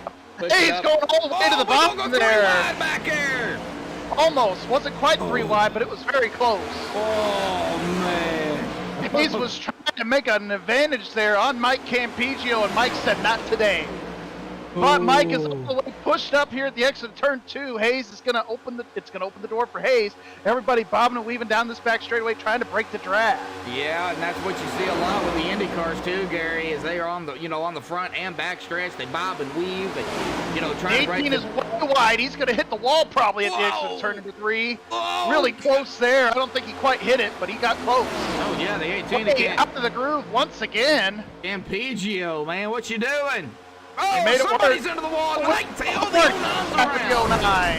Oh, and somebody else is gonna. Oh no, we're still Schumacher, wrecking. Dennis is in it. Dennis in the 3 car is in it. Oh, well, all right. Well, let's No, get back Dennis. here and take a looky. I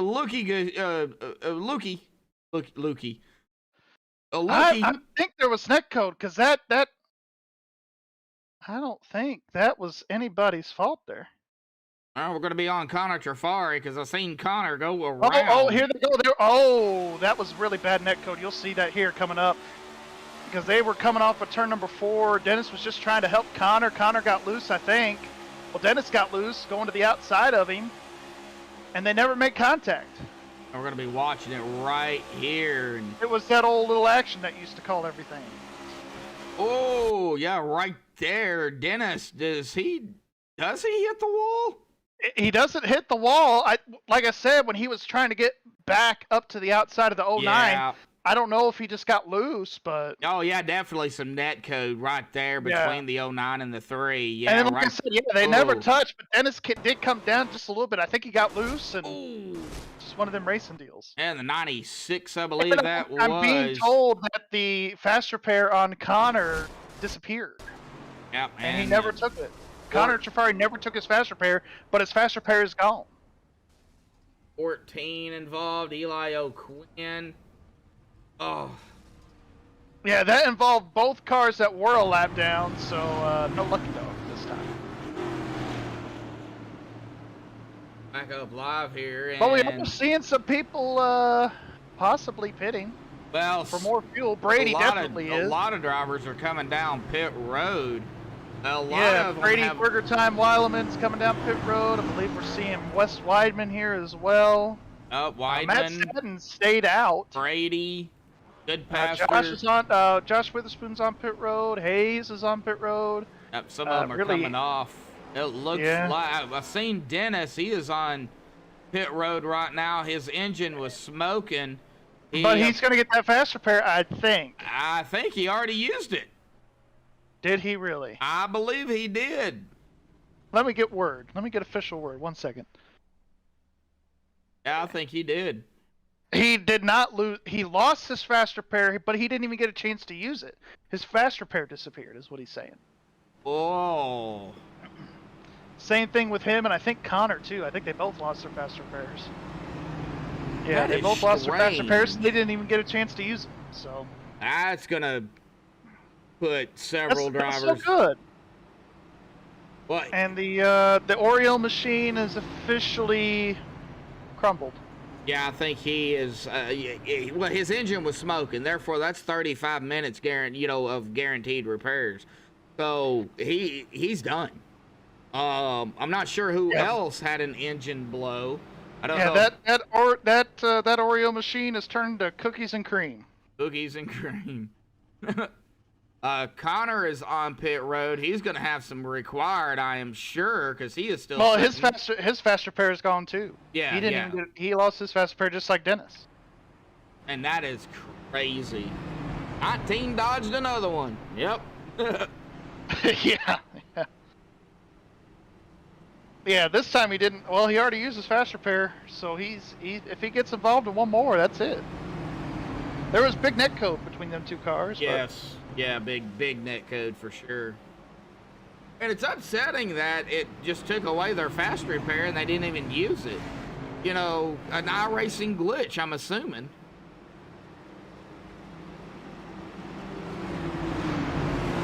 I'm sorry, what were you saying, Josh?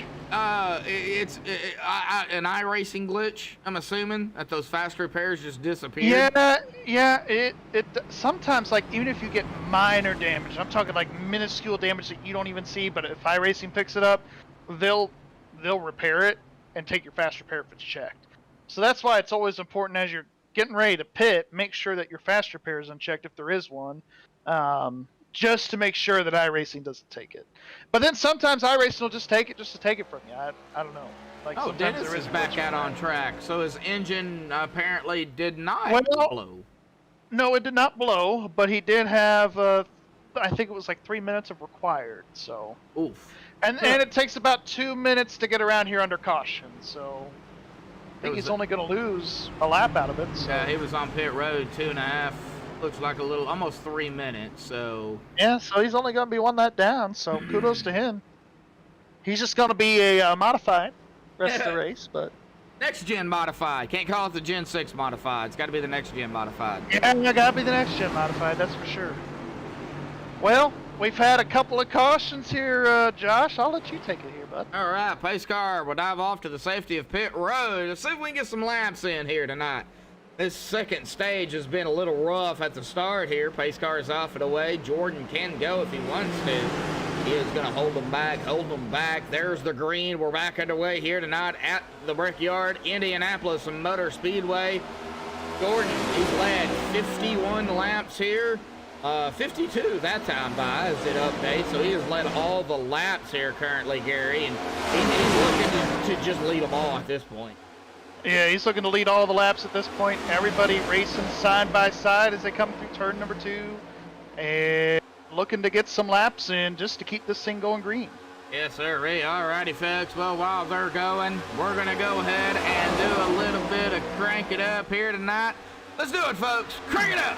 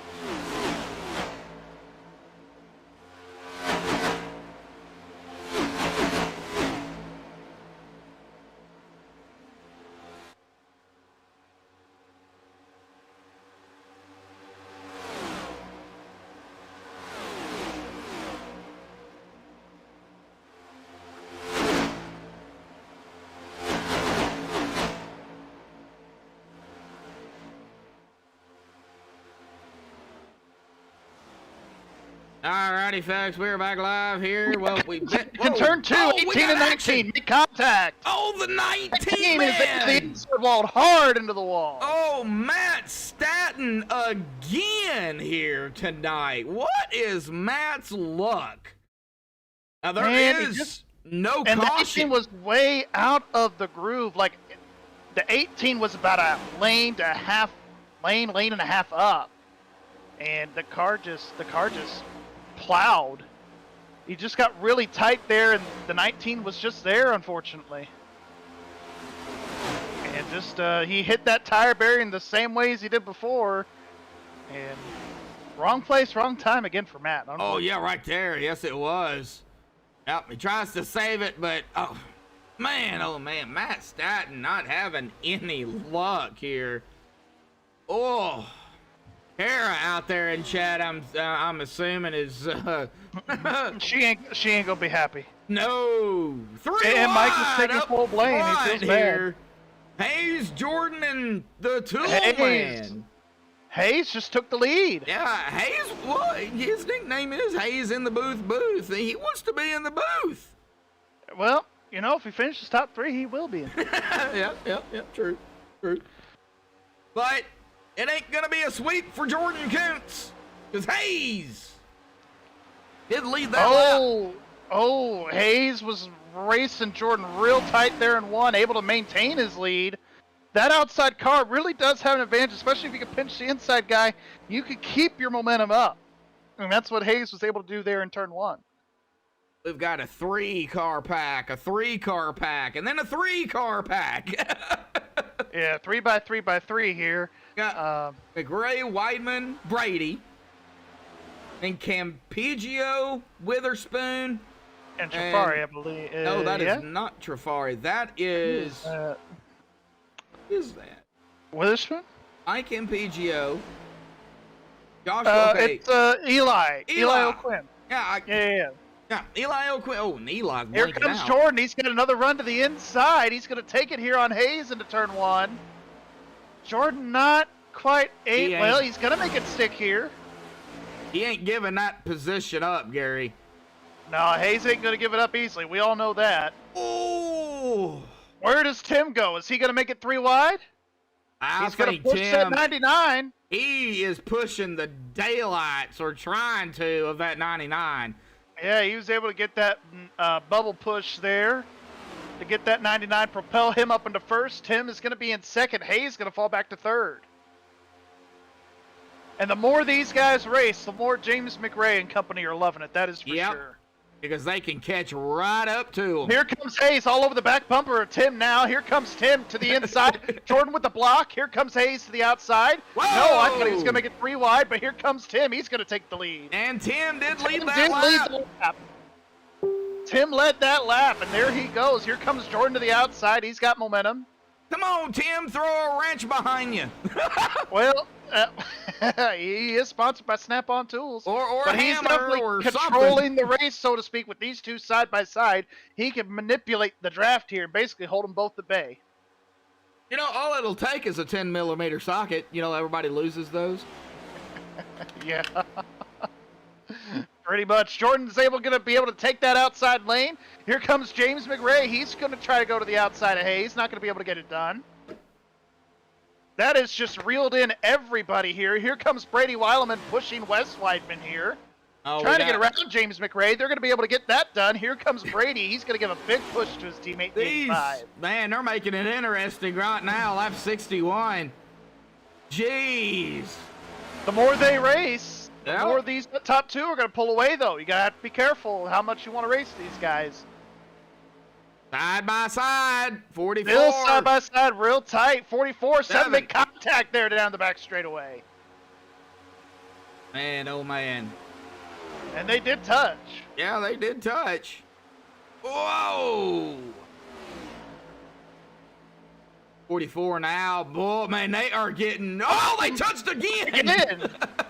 More contact. What is this? And IRP? more contact. What? Oh, 44. 44 and 7 are going at it. And no caution yet. No caution as of yet. Oh, there it is. Caution is out now. There it is. Man, I thought we were racing at IRP on the other side of town. Whoa! Those guys are racing so hard. IRP. Indianapolis Raceway Park. Oh, okay. Yeah. Remember, I'm not from Indianapolis. Oh, yeah, right. Sorry, everybody. Nope. No, we're watching it here, man. I'm 44, Brady Walleman, they touch. Then they touch again, and then they just keep on touching right here. They just keep on bumping and banging like it's Bristol out here, man. 7.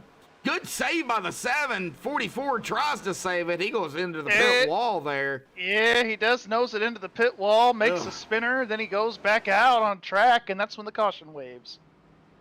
Oh, well, we going to have any short track tempers on a 2.5 mile track?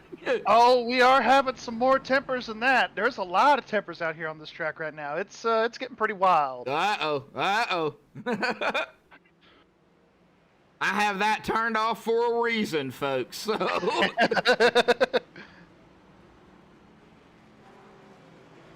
I think we are definitely going to see some pit stops here, especially from Jordan and company. Everybody's going to be coming down pit road this time. Oh, yeah. You come down pit road now, you go about, say, what is it?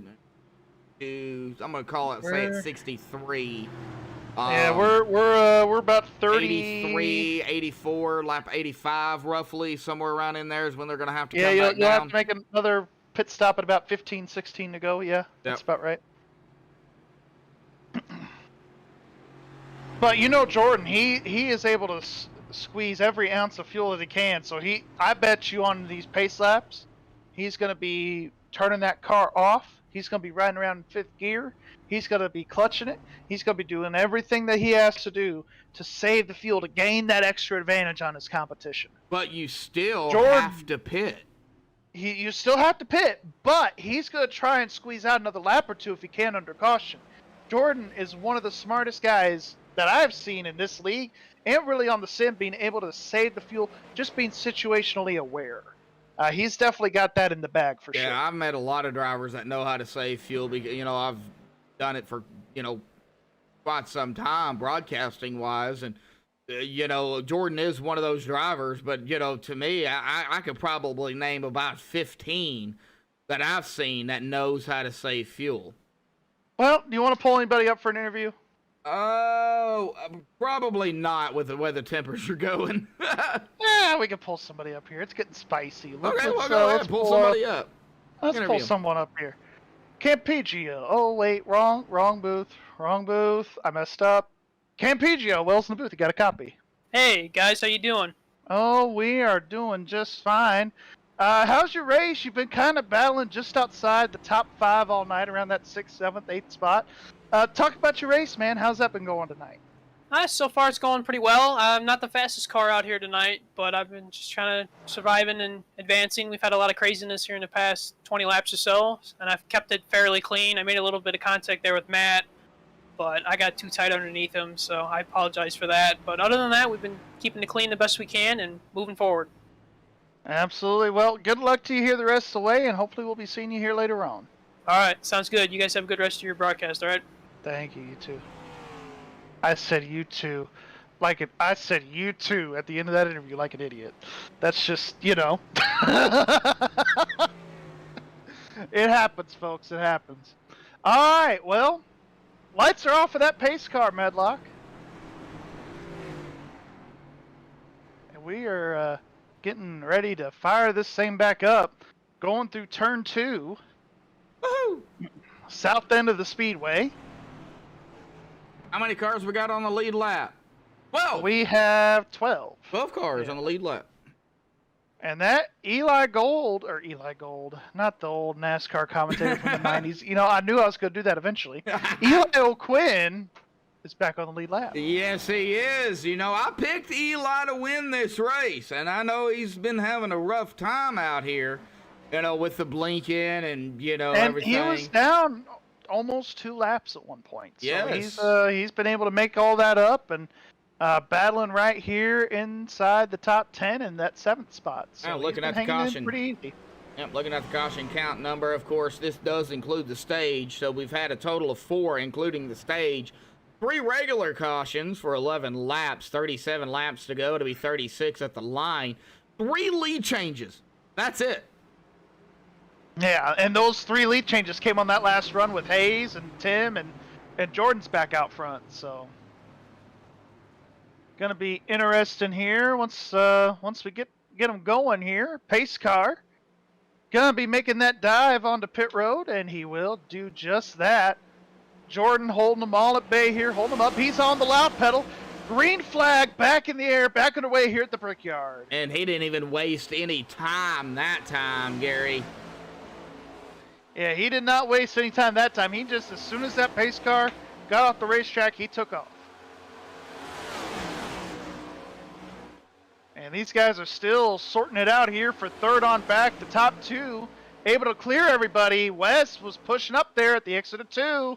Yeah. Jordan blocking all the way look down at to the that. grass. Coots and Hayes, man. And he's got loose. Here comes the 2 to the outside of the speedway here. Oh, is he going to be able to do it? Oh, we got the 18 to Campigio into the wall. There's the commentator jinx once again. Side by side for the lead. And there's the caution. Caution's out. Oh. And I think Hayes got it. Oh. Can't blame me. I didn't interview him. Blame Gary. Oh, let's get the hashtag blame Gary going again. That'll be great. All right, watching to see kind of what happened to the 18 here.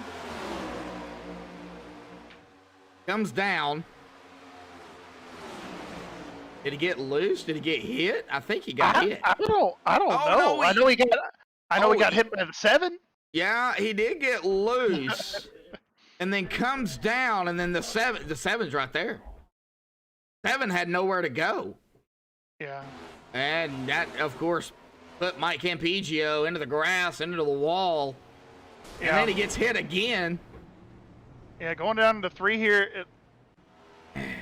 He got loose there trying to avoid the 11, and then he was just trying to stay off the 11. The 7 was right there. And we have a smoker. 33 of Jeffrey Goodpaster. Yeah, he's smoking real good. Trying to get rid of the mosquitoes out there on the track. You know the smoke machines that they drive around the city with? I don't know if y'all have them. I don't know if y'all have them up there, but we got them down here. I do want to let you know this track temperature has changed. Ooh, we see some fanciness. People trying to fake everybody out on pit road. Yeah, I've seen that. Yeah, a little bit of now, fanny. Yeah. Josh, this track has dramatically changed since the start of the race. We saw that track temp as we did the pre-race analytics. It was at around 96 to 100 degrees. We're looking at the ambient temp now. It's at 67, partly cloudy skies, and the track temp is at 79 degrees. And 70, yeah, definitely dropped dramatically. Definitely has dropped. And next, outside of Charlotte Motor Speedway, you know, here at Indianapolis, this track is really temperature sensitive. So as the track gets cooler, we really are going to see, this track pick up a lot of grip. Oh, yeah, definitely so. Well, let's go ahead and pull somebody up here. I'm going to interview him here tonight. Hey, bud, got a copy? Yes, sir. Well, you probably don't want to be interviewed after what happened to the last person that was interviewed here tonight, but we're going to go ahead and give it a shot here. You're up front. You've led 4 laps. You started 5th. You've been kind of going back and forth, but, you know, we still got some racing to do here. I mean, well, what's it going to take to, you and Jordan just going at it here? Yeah, well, to be honest, I was kind of hoping you wouldn't interview me because I'd rather not get the broadcaster's curse. So if I wreck before the finish, it's your fault. You can blame Medlock. So, you can blame Medlock. Yeah. So, but no, yeah, it's been fun battling with Jordan in the few laps that we have. I got a little nervous there on the backstretch when we got a little too close for comfort there on the backstretch. I was afraid we were going to turn each other, but we made it out unscathed and got the lead. So I think if we can just keep this clean air, we should be okay. Well, clean air is definitely the big key, but you don't want to get too far out and, you know, and then everybody behind you, right. You know, they get into a line. They're going to catch you in a heartbeat. So what do you got to do to, you know, stay up front, but yet keep everybody behind you? Yeah, I mean, seems like me, Tim, and Jordan, you know, at least in these last several laps, have been the ones, you know, mostly staying up front. So, I mean, maybe, I don't know, maybe some of us can get in the line, maybe try to pull away. I think that might be our best bet, to be honest. Kind of have a small little pack where, you know, you can try to get away, but you're not, you know, not a big chance at causing a crash. But, Yeah. yeah, we're getting to that point in the race where, you know, it's going to, the energy is kind of going up a little bit, but we'll have to see what happens here. Oh yeah, definitely. So, Gary, anything for Hayes before we put him back down? Nah, good luck to you the rest of the way, and hopefully you can break the curse. Yeah, I hope so. Thank you. Yeah. Yeah, good luck. Wow, you're starting to navigate through Discord. Too. Well, it's easier. Wes Weidman did say he wanted to be really interviewed so badly. I heard in chat earlier. So if we get another caution, you'll have to interview that 85. I'm not gonna interview him. That'll be on you. I don't want to interview anybody else. The last 2 people I've interviewed, they've wrecked, so we're done. We're done with that. That's all right. Lori said, Lori Booth in chat said it's on Medlock if he wrecks. So, Mama Booth's coming at me now. we have officially awarded the hashtag blame Medlock if anybody wrecks going forward. If they're interviewed by Medlock, I'll take blame. Or he'll take blame anyway. But anyways, we're coming up to lap 69 when we take the green. Yep, get us going, Gary. And that being said, the pace car lights are off here in turn number 4. I don't even want to watch it. The pace car is in the pits. Waiting on the 2 is going to be the control car. He is on the loud pedal. Green flag back in the air, back underway here at the Brickyard. Don't want to watch it. Seeing that side-by-side racing here for third on back. Jordan trying to get a good arc into the corner. He's going to be able to clear Tim. I think Tim had a lift for him, though. These guys still side-by-side for third all the way back through. Yep, well, we're watching that, but I ain't watching 1 and 2 right now. Ain't happening. Ain't happening. 10-4.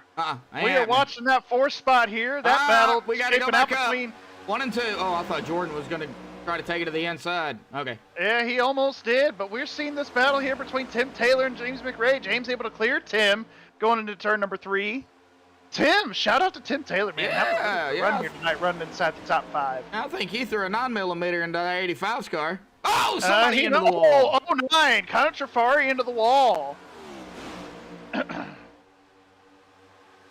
Yeah, that definitely hurt Connor's car. Yes, it did. 3 wide. Here we go. Now we're back to 2. Now we're back to side-by-side. Now we're back to single file. Much. It is a funnel here at the Indianapolis Motor Speedway. That is for sure. Top 3, maybe top 5, starting to pull away here. Yep.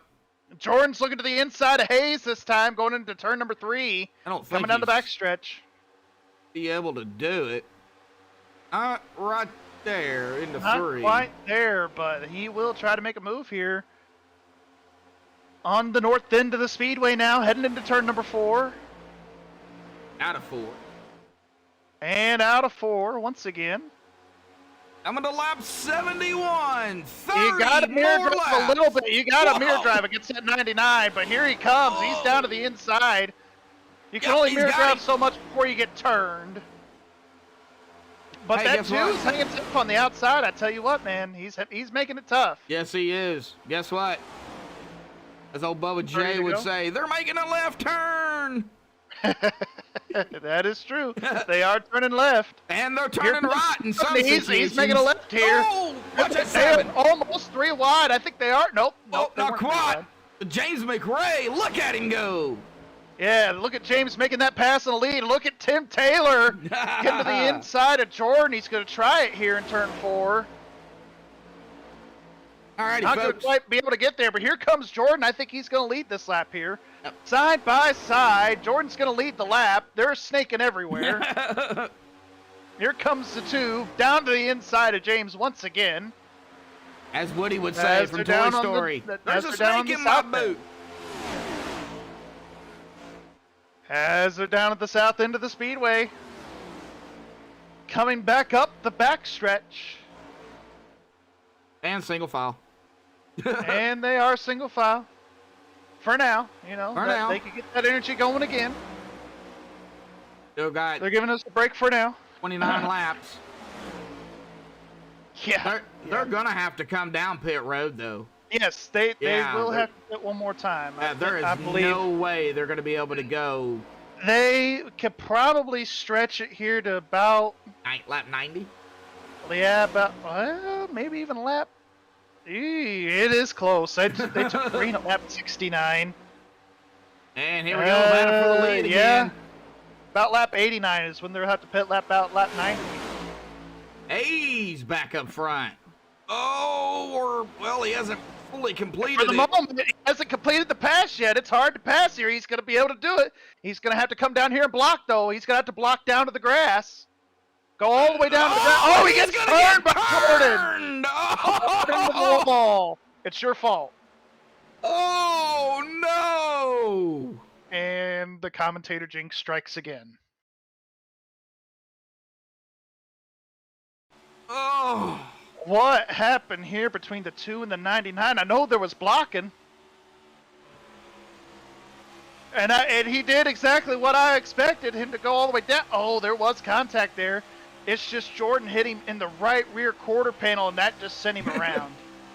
Lori and that. I'll get to that in a minute. You're gonna have to hear from Lori now. Now does Hayes gonna have to have hear a from Lori. reset? Oh yeah, he did. Oh yeah, he definitely got turned. Yeah, and that's just the product of blocking here, and you have Yes. to block, especially at this point in the race.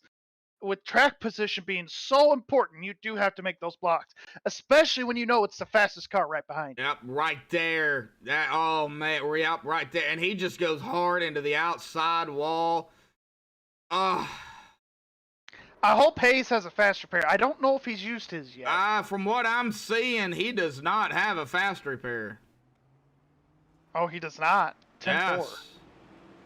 Yes. Well, that's the end of his night, unfortunately. Lori. No! Madlock. Dang it. I told you. What is that, 3 tonight? Yeah, we're done interviewing. Yeah. 2 for The more, you, the 1 more for we me. interview, I'm the more done. cars we take out. Yeah. Might as well just pull everybody up there and then just do it once. Yeah, you want to pull everybody up here? No. I'll pull Dennis up here. What's Dennis doing right now? Dennis is coming down pit road. Well, no, he's not. No, he's not. All right, we'll pull him up. He's a lap down. Go ahead, interview him. I I'll ain't. talk to him. Handsman, Wells in the booth. Got a copy. Yeah, I got you. Might as well give me the curse too. I already right, so go ahead.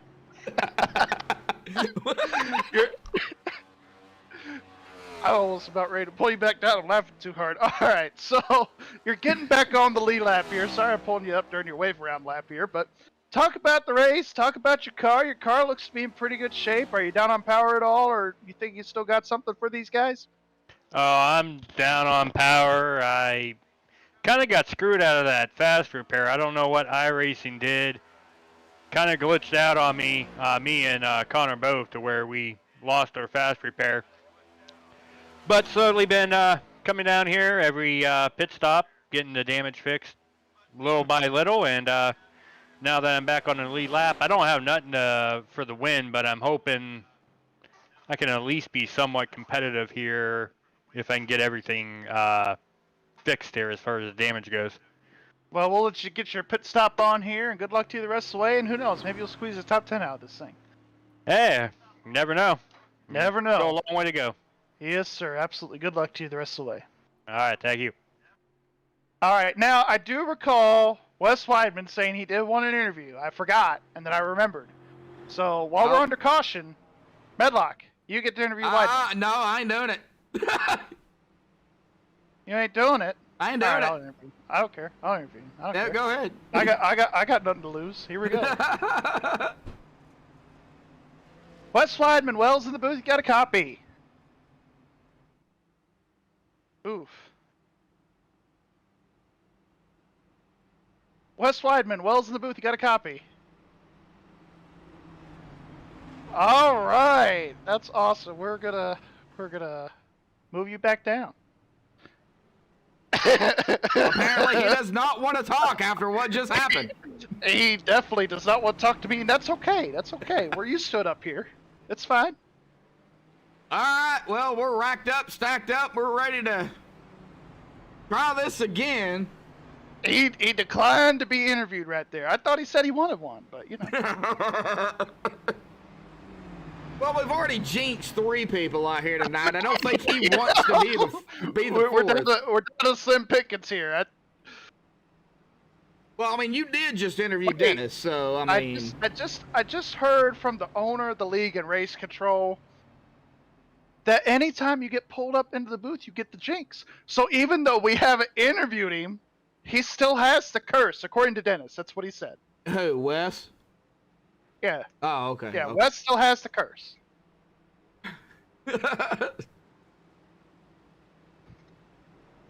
Well, the lights are off. Oh, go ahead and get us going again, Gary. Let's try it again. All right, 10-4. Rack 'em and stack 'em. Here we go. Going through turn number 3 this time. Lights are off. We're going to go green this time.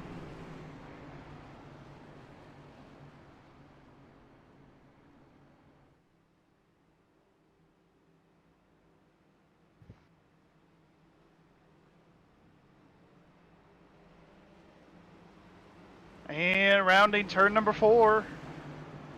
Pace car still on the racing surface, of course, still. He'll get off the racing surface here in just a moment. Restart is going to be in the hands of Jordan Kuntz. And that pace car is diving off to the safety of pit road. And it's in the hands of Jordan. He's going to go. Green flag back in the air. We're back underway here at the Brickyard. Going to be side by side for second on back.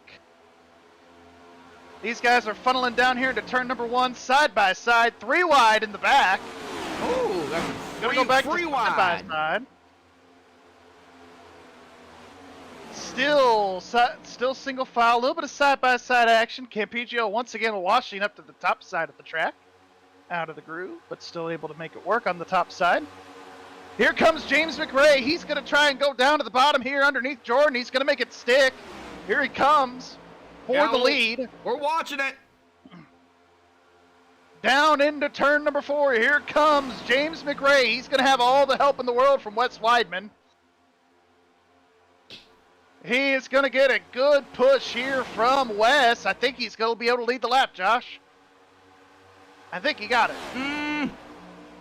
He did. He's going to be able to clear Jordan going into turn number 1. Side by side for second. Taking a BC powder, folks. They're giving me a headache out on the track here tonight. Still side by side for second. Oh, almost between the 99 and the 85. Well, Jeffrey Goodpaster in chat says $20 says Wes is next victim. So, well, we're going to be on Wes right now. We'll see. Well, we'll see what happens here. He's falling back just a hair. Here comes Brady Wileman. He's going to take that 3rd spot. He's going to be battling with Jordan for 2nd. Man, these drivers.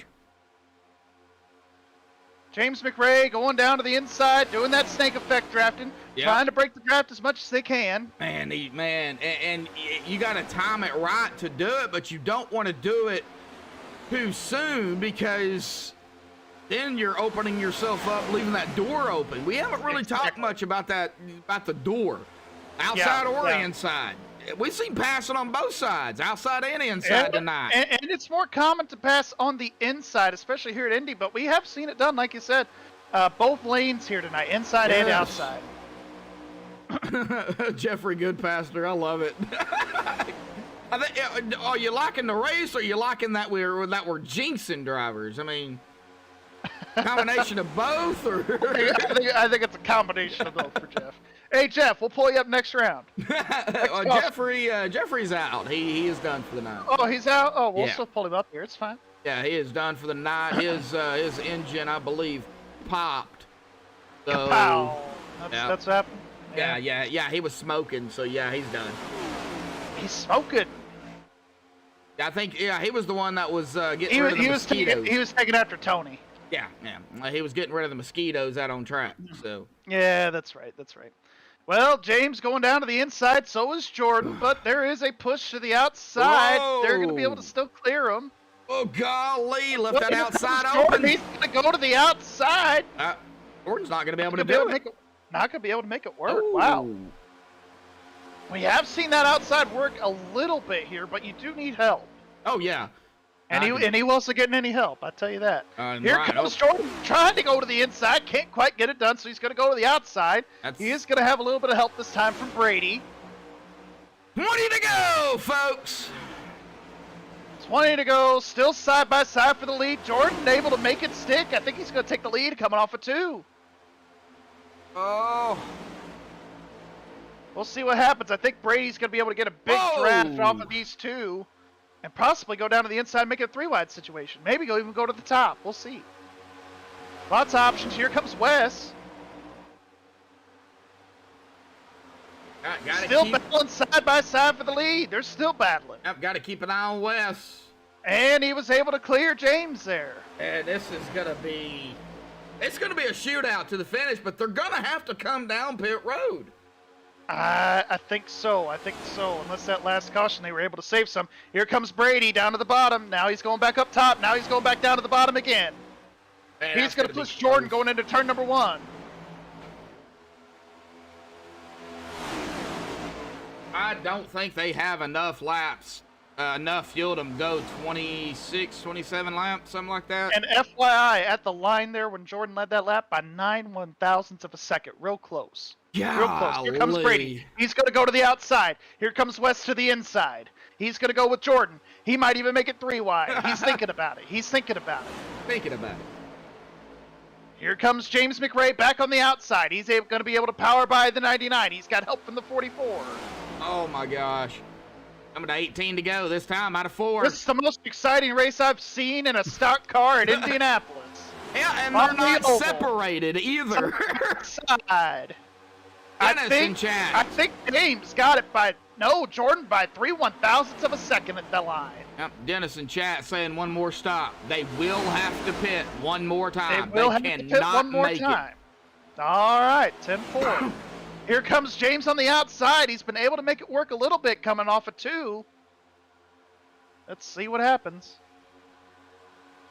Uh-oh, Brady's going to go down to the inside. Yeah, Brady's going to the inside. He's going to be right behind the 99. And he's going to have teammates from help from his from the 85 there. Of Wes. Yeah, Wes Wyman right there with him. 44 is going to try and make something happen here. Don't count him out yet. Matt Staton. He's right there in 8th. Yeah, he's still right there in that 8th spot. That's right. Here comes Brady down to the inside. He's going to be able to take that 2nd spot away. If they keep racing, Jordan's just going to scoot further and further out in front. Yeah, they do not need to do that. They need to get back in a line. Need to run him down. I think they're going to be able to do it here. I think Brady's pretty much still in Jordan's draft for the most part. 17 to go. You know what I would do? If I was back here, 2nd on back, I'd pit. Yeah, pit. I would pit. Jordan out there by himself, yeah? Yeah, I would pit. Because then you know you can make it and you're going to set yourself up for a possible GWC. Then you'll have to come down pit road. Aha. Exactly. I see what you did there. That's a good thought. That's a good thought for sure. Well, we'll see. I mean, we have had a lot of cautions and a lot of caution laps. Yeah. So they might have been able to save a little bit too. So. And now they're starting to get a little bit separated. Now, now they're starting to get a little bit separated. They're still single file though. Jordan really focused on breaking that draft to the 44. Of Brady, yep. Yep. If I was Brady, Jordan doesn't come down. If I was Brady, I'd pop it down pit road right now. You know, it's not a bad idea. Get in, get out. There'll be a big gap, yes, but you'll be able to come back out on the lead lap. Yeah, because you don't like you said, you don't really fall a lap down here unless you're really trying. Because they are getting around here in about 51 seconds, 52 seconds. Yeah, and pit stops roughly, you know, counting coming down pit road. What is it? At about 14, about 19 seconds? Yeah, you'll be right into the tail end of the lead lap. You'll be right in front of the leader if you were to come off. If you're in this lead pack. If you're not in this lead pack, you'll get lapped. At this point, like if Hayes were to pit or if Dennis were to pit, they both get lapped. Oh, yeah, definitely. So, yeah, we've got 12 drivers on the lead lap. Dennis Ansman and Hayes Booth. Man, MaxSpeedTV Jinx has full force tonight. Full force tonight for 3 drivers. Man.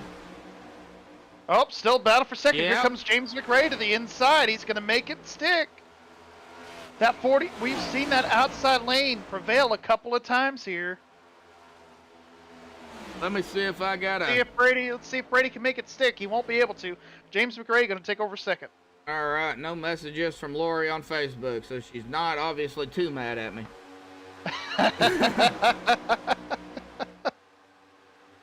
Not yet, anyway. Who interviewed Hayes? Was it you or me? That was me. Ah.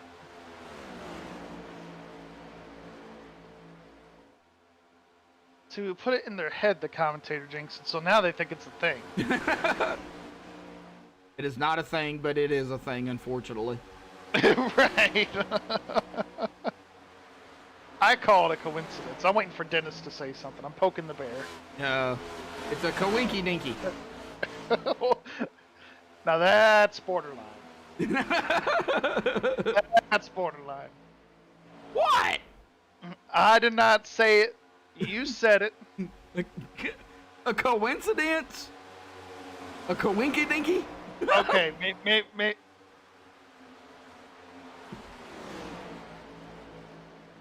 I'm sure people in chat are like, what are they talking about? Hold on a second. I will be right back. Okay. All right, Jordan Kuntz up front. James McRae there in second. Brady Wilderman third. Wes Whiteman in fourth. We got the Toolman of Tim the Toolman Taylor there in fifth. Mike Ampigio coming back there. He is in sixth. Witherspoon in seventh. Eli O'Quinn coming down from a couple of laps. He is back on the lead lap in that eighth. And oh, we've got the 44. Problems on the racetrack with the 44. Yeah. Ooh, Brady Weileman. No caution? No What? caution. No caution. He was on the access road.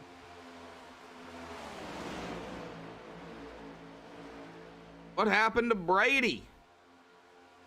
I don't know. The last thing I saw, he spun.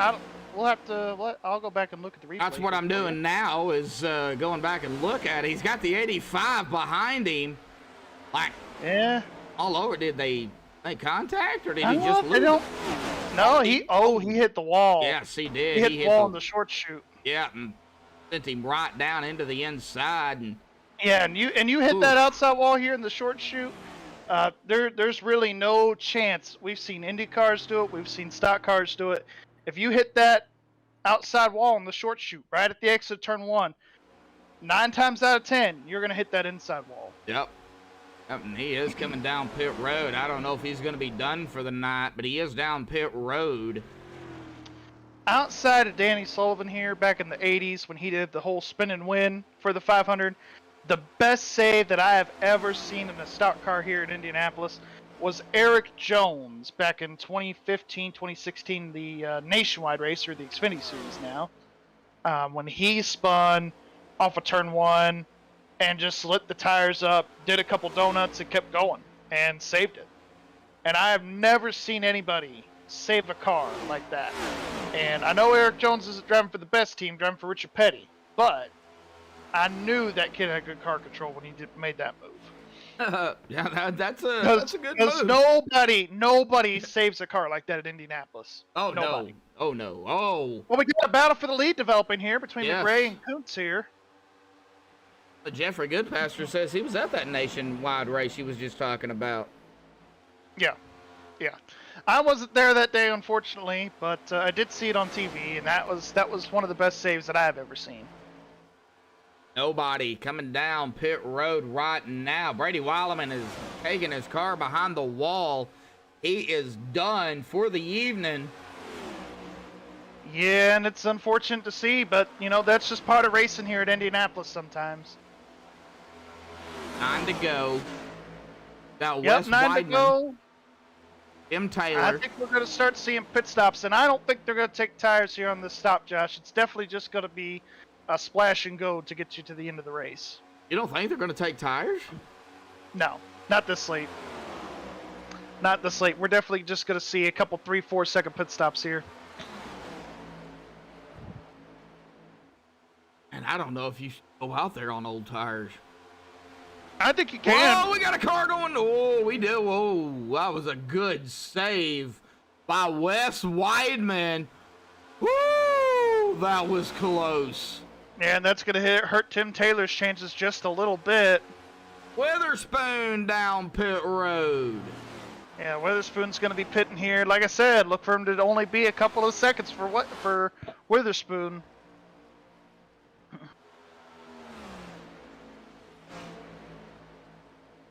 Well, Medlock, I think your pick is officially won the race here between us two. Weileman just disconnected, and your guy's still running out on track in the top 10.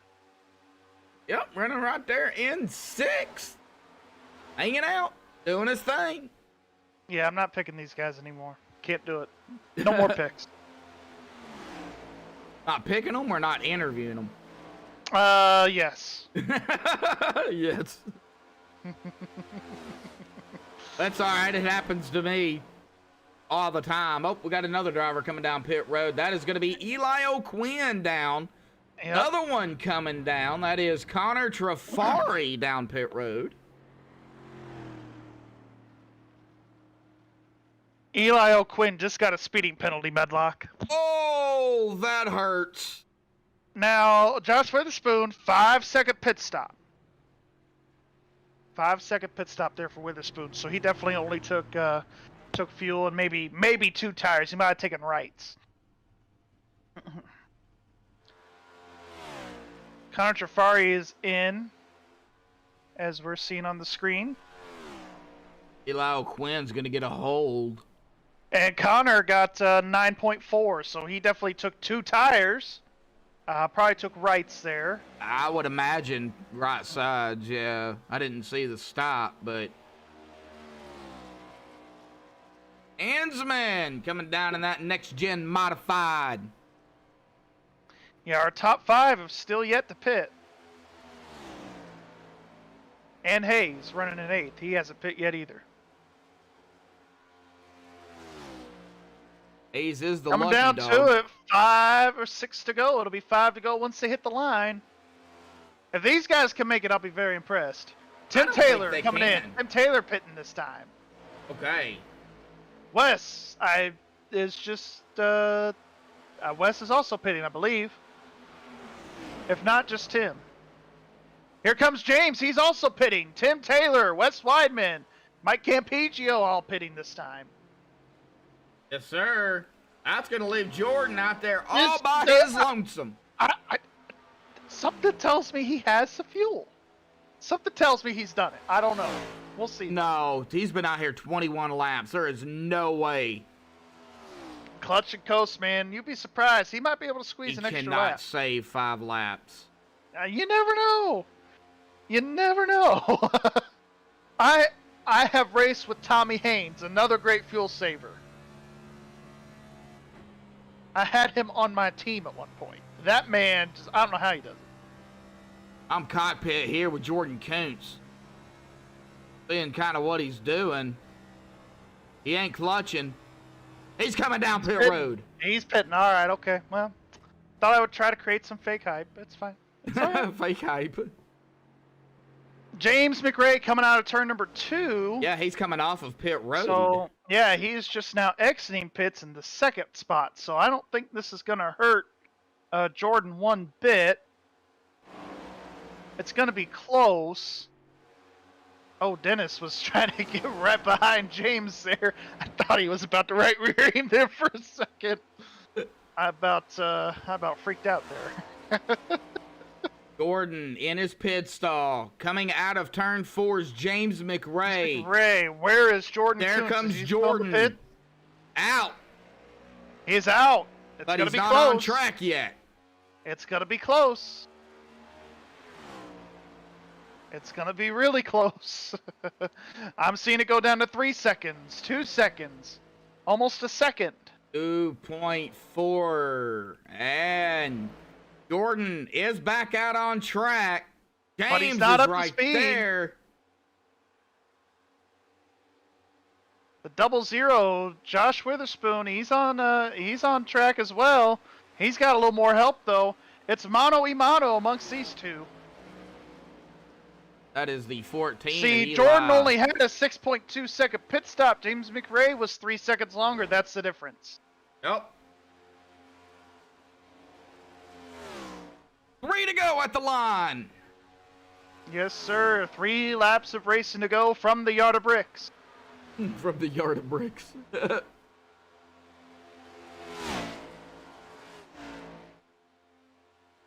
Racing capital of the world here.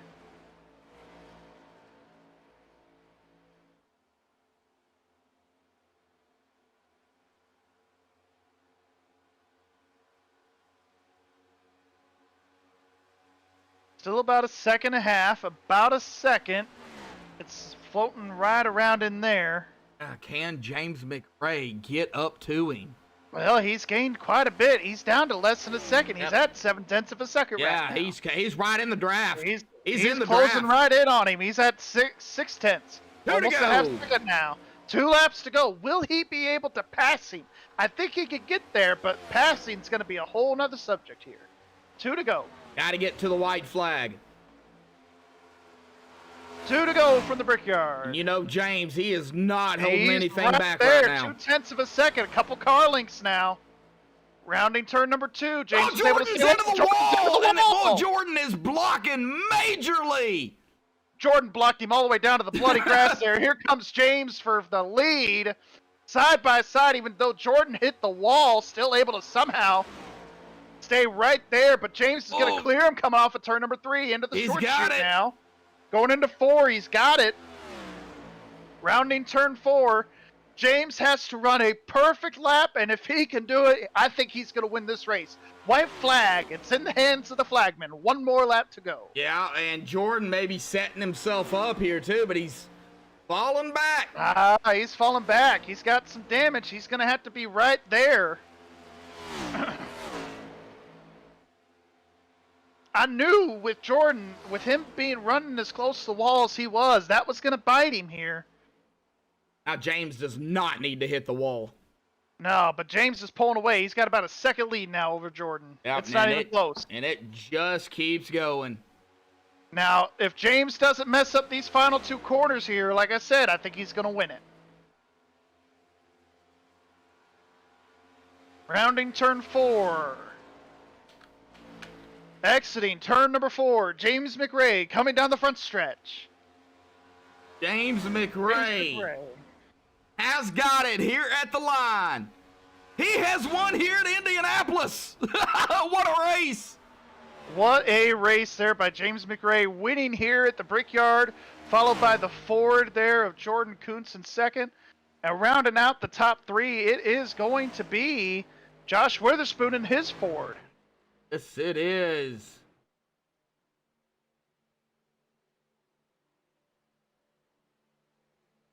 Man.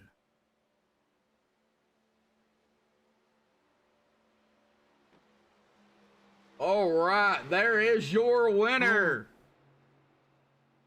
James There was an McRae. incident at the end of the race coming to the checkered flag between the 85 and the 00. 85 was running in third, and he gets hooked by Witherspoon on a side drafting miscalculation. Oh. And that's how Josh was able to finish in the 3rd spot. And Wes is going to finish in 4th. Still a top 5, but definitely not the way he wanted to end his race. No, definitely not. We'll bring him back up that playoff picture. That's going to be 3 wins for James McRae. Wow. We're seeing James McRae burn it up here on the front stretch. Hang tight, folks. We're going to get the top 3 up here for the MaxSpeedTV post-race show. We'll be right back.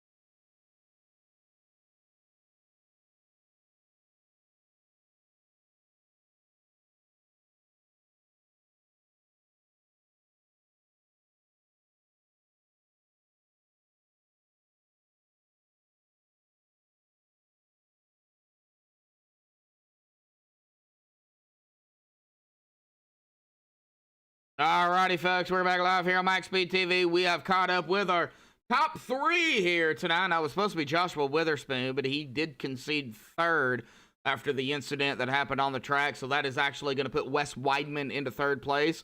But, Gary, man, you've caught up with him. Go ahead. Yeah, we're here on pit lane, and Wes, you overcame a lot here tonight. Started on that outside pole. Really, you hadn't left the top 5 really all night. You come home in 3rd. Talk about your race. It was interesting. Got a little bit of damage on the first stint. I think would tend to go on the first stage and just stiff the wall. And I didn't want to. I got it fixed in the pits, and yeah, I think it was about 35, 40 seconds worth of damage, and the car just wasn't the same the whole damn race. But I kept wanting to save the repair for a last ditch effort. So that last green flag stop, I got it fixed, and it was a rocket ship again. Just unfortunately, we were too far back. So I think some of the other guys took 2. I took 4, and caught Jeffrey there at the going on the outside of turn 4, and he just took me. I know he was probably trying to side draft, but no, you can't do that. But regardless, it was just not the night I wanted. But still, I'll take a top 5 or top 3. Yeah, absolutely. Well, and we do go to Phoenix next week. That track, very interesting. 1 mile flat track. Could go just about anywhere, and it is going to be the new Phoenix where they move the start finish line, pit road, those kind of things. What do you think about Phoenix going into next week? That is going to be interesting. Did a lot of racing there last week and the week before, and all kinds of different cars. And being that you can drop all the way down to that apron and go 4 or 5 wide, it's just going to be chaos. So don't really have a strategy. I never do. Every time I have one, it goes right out the door on lap 1. So I am going to just be cautious and knock it out and see what we can do from there. Yeah, like Larry Mack always said, you can have a strategy, and then they throw the flag. So that's very true. We will let you go here. Any final thoughts or shout outs you want to give as we let you go celebrate 3rd here? Oh man, I'm beat. I'll tell you that. I was racing so hard to just keep up in the draft. I'm gonna deserve a nice whiskey, but no. Shout out to Black Cloud teammates. Most of them had a pretty good run, and then towards the end, we started losing teammates. And we all know with these cars, you need help. So it was a pleasure racing with Jordan and James and my teammates and everybody up front. Good win to the 7. He's been pretty consistent lately, so it's going to go down to the wire. Absolutely. Well, we'll let you go celebrate your 3rd place here tonight. Congratulations on your run here at Indianapolis, and we'll see you next week here at Phoenix. 10-4, thank you. All right. All right. Well, our 2nd place goes to Jordan Kuntz, of course, our pole sitter and our stage winner here tonight. Jordan, man, talk about the racing and, the final pit stop there coming down to the final laps. You came out ahead and James was right there. Man, talk about the racing and then talk about that, bud. What happened? Well, I think on the final pit stop, I was trying to get a big lead by not taking tires. I knew he took 2 tires since I kind of had a crew chief and being my teammate since he got knocked out a bit. So he was telling me what they were doing, and whenever he said 2 tires, I said watch them, and fortunately they didn't go through a corner to see how fast they were, and I made a mistake of taking no tires and lost the race. Well, 2nd place, but not bad at Indy. This was a long race, 100 laps. Usually you don't see 100 lap races here at Indy. Usually it's 60 to 75 laps, but you had the stage. You are going to pick up those bonus points for the stage victory, and of course points for finishing 2nd. Now we do go to Phoenix next week, totally different from Indy, and Gary did mention something about it's the new Phoenix, where the start finish line is different and pit's different. So what's your mindset going into Phoenix, the next to the last race before the championship? Well, I have had a lot of practice there, and I think I can make something happen there. I'm going to need a win and a lot of stage points to beat James. It's going to be really close if I can win it and get a lot of stage points, but just going to do a lot of practicing to be ready. All righty, buddy. Well, awesome job out here tonight. 2nd, not bad at all. We'll see you next week at Phoenix. Any final thoughts, shout-outs, thanks you want to give before you go celebrate 2nd? Yeah, I would like to shout out to all my sponsors, the Bruzy Racewear, Blevin Designs, the Bucky Burt Show, everybody who's watching this, you for broadcasting this race and doing it good every week. And did want to say sorry to Hayes for spinning him, but it was both of ours aggressive driving just collided.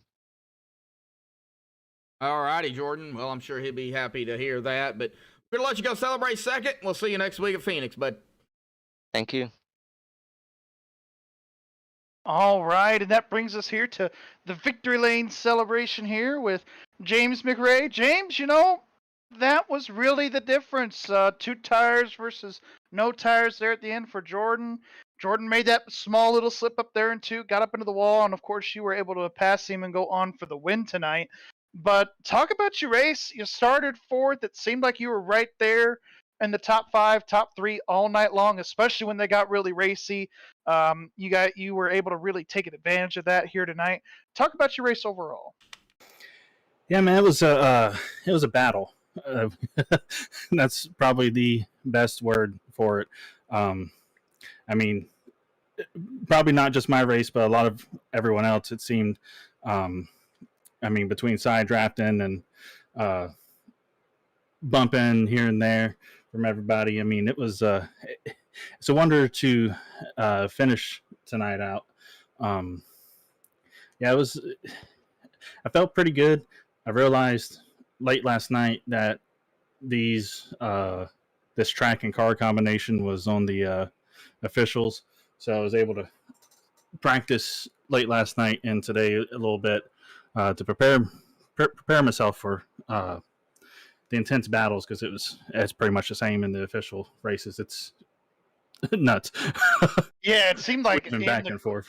Yeah, it seemed like here in the corners tonight there was a lot of. It seemed like it was short track races at times, as much as you guys were banging off of each other in the corners, side by side, and then it was just like Talladega or Daytona going down these straightaways here, these long straightaways, everybody blocking one another, and then we did see a block go wrong there between Hayes and Jordan earlier in the race, and it just seemed pretty chaotic. I think you summed it up pretty good. It was definitely a battle tonight, and you won the battle for sure.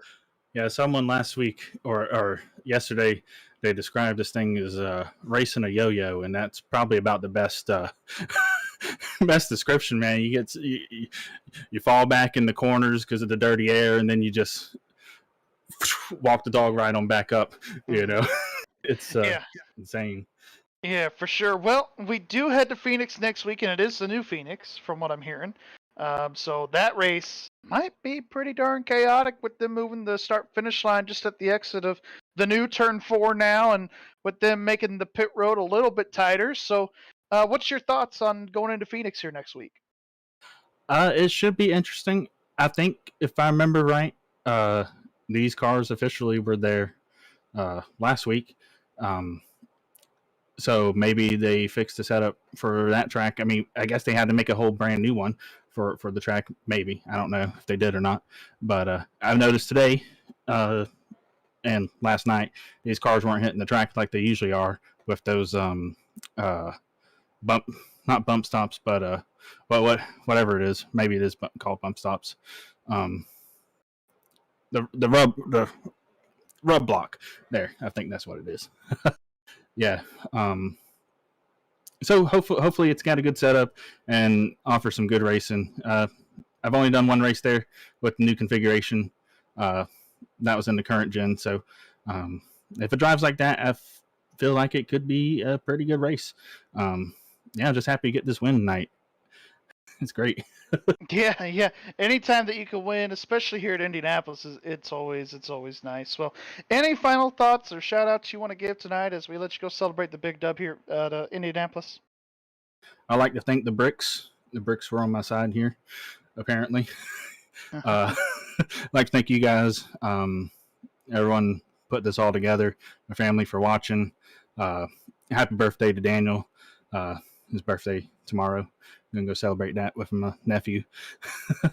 So if he's watching, happy birthday to him. And thank you, veterans out there. It was Veterans Day yesterday. So thank you, everyone who served. You know, y'all let us do what we do, you know. So thank you. Yeah, absolutely, James. Well, we'll let you go celebrate the win here tonight. And we'll see you next week here at Phoenix, all right? Alrighty. Look forward to it, guys. All right, sounds good. We'll see you next week. James McRae, everybody, going to kiss the virtual bricks here tonight at Indianapolis. All right. Well, that is it for Indianapolis. Of course, Phoenix next week. But let's get down here to the unofficial results, Gary. Pending any admin stuff they have to do here tonight, James McRae is going to grab the win here tonight. Jordan Kuntz is going to be there in that second spot. Now, Witherspoon did finish in third, but he did give up that position to Wes Weidman after an incident there, apparently. So that is actually going to flip, I do believe, but with the respect to, the grid here, we'll just say Witherspoon third and Wes in fourth. Mike Campigio in fifth, Connor Trafari sixth. Eli O'Quinn coming back after 2 laps down, Gary. He's going to grab the seventh. Dennis Ansman, even with the damage, man, he's going to come out and finish this in 8th, man. Go ahead. Yeah, 9th place here we got Hayes Booth. 10th place is going to be Tim Taylor. 11th is going to be Matt Staton. 12th place, Brady Weileman. 13th place is going to be Jeffrey Goodpaster. 14th, it's going to be Bryce Shoemaker.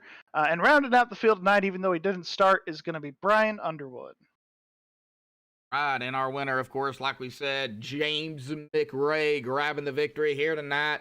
Well, 2 more races left, Gary, before we get into the champion. Well, 1 more race before we get into the championship race. Phoenix next week, and then Darlington to finalize the Cup Series, the Next Gen Cup Series, and then we're on to the trucks for next season. Still got to get through these last 2 races, though. Yeah, still got to get through these last 2 races. Phoenix, that race I think is going to be wild. It's going to be one of our wildest races of the year.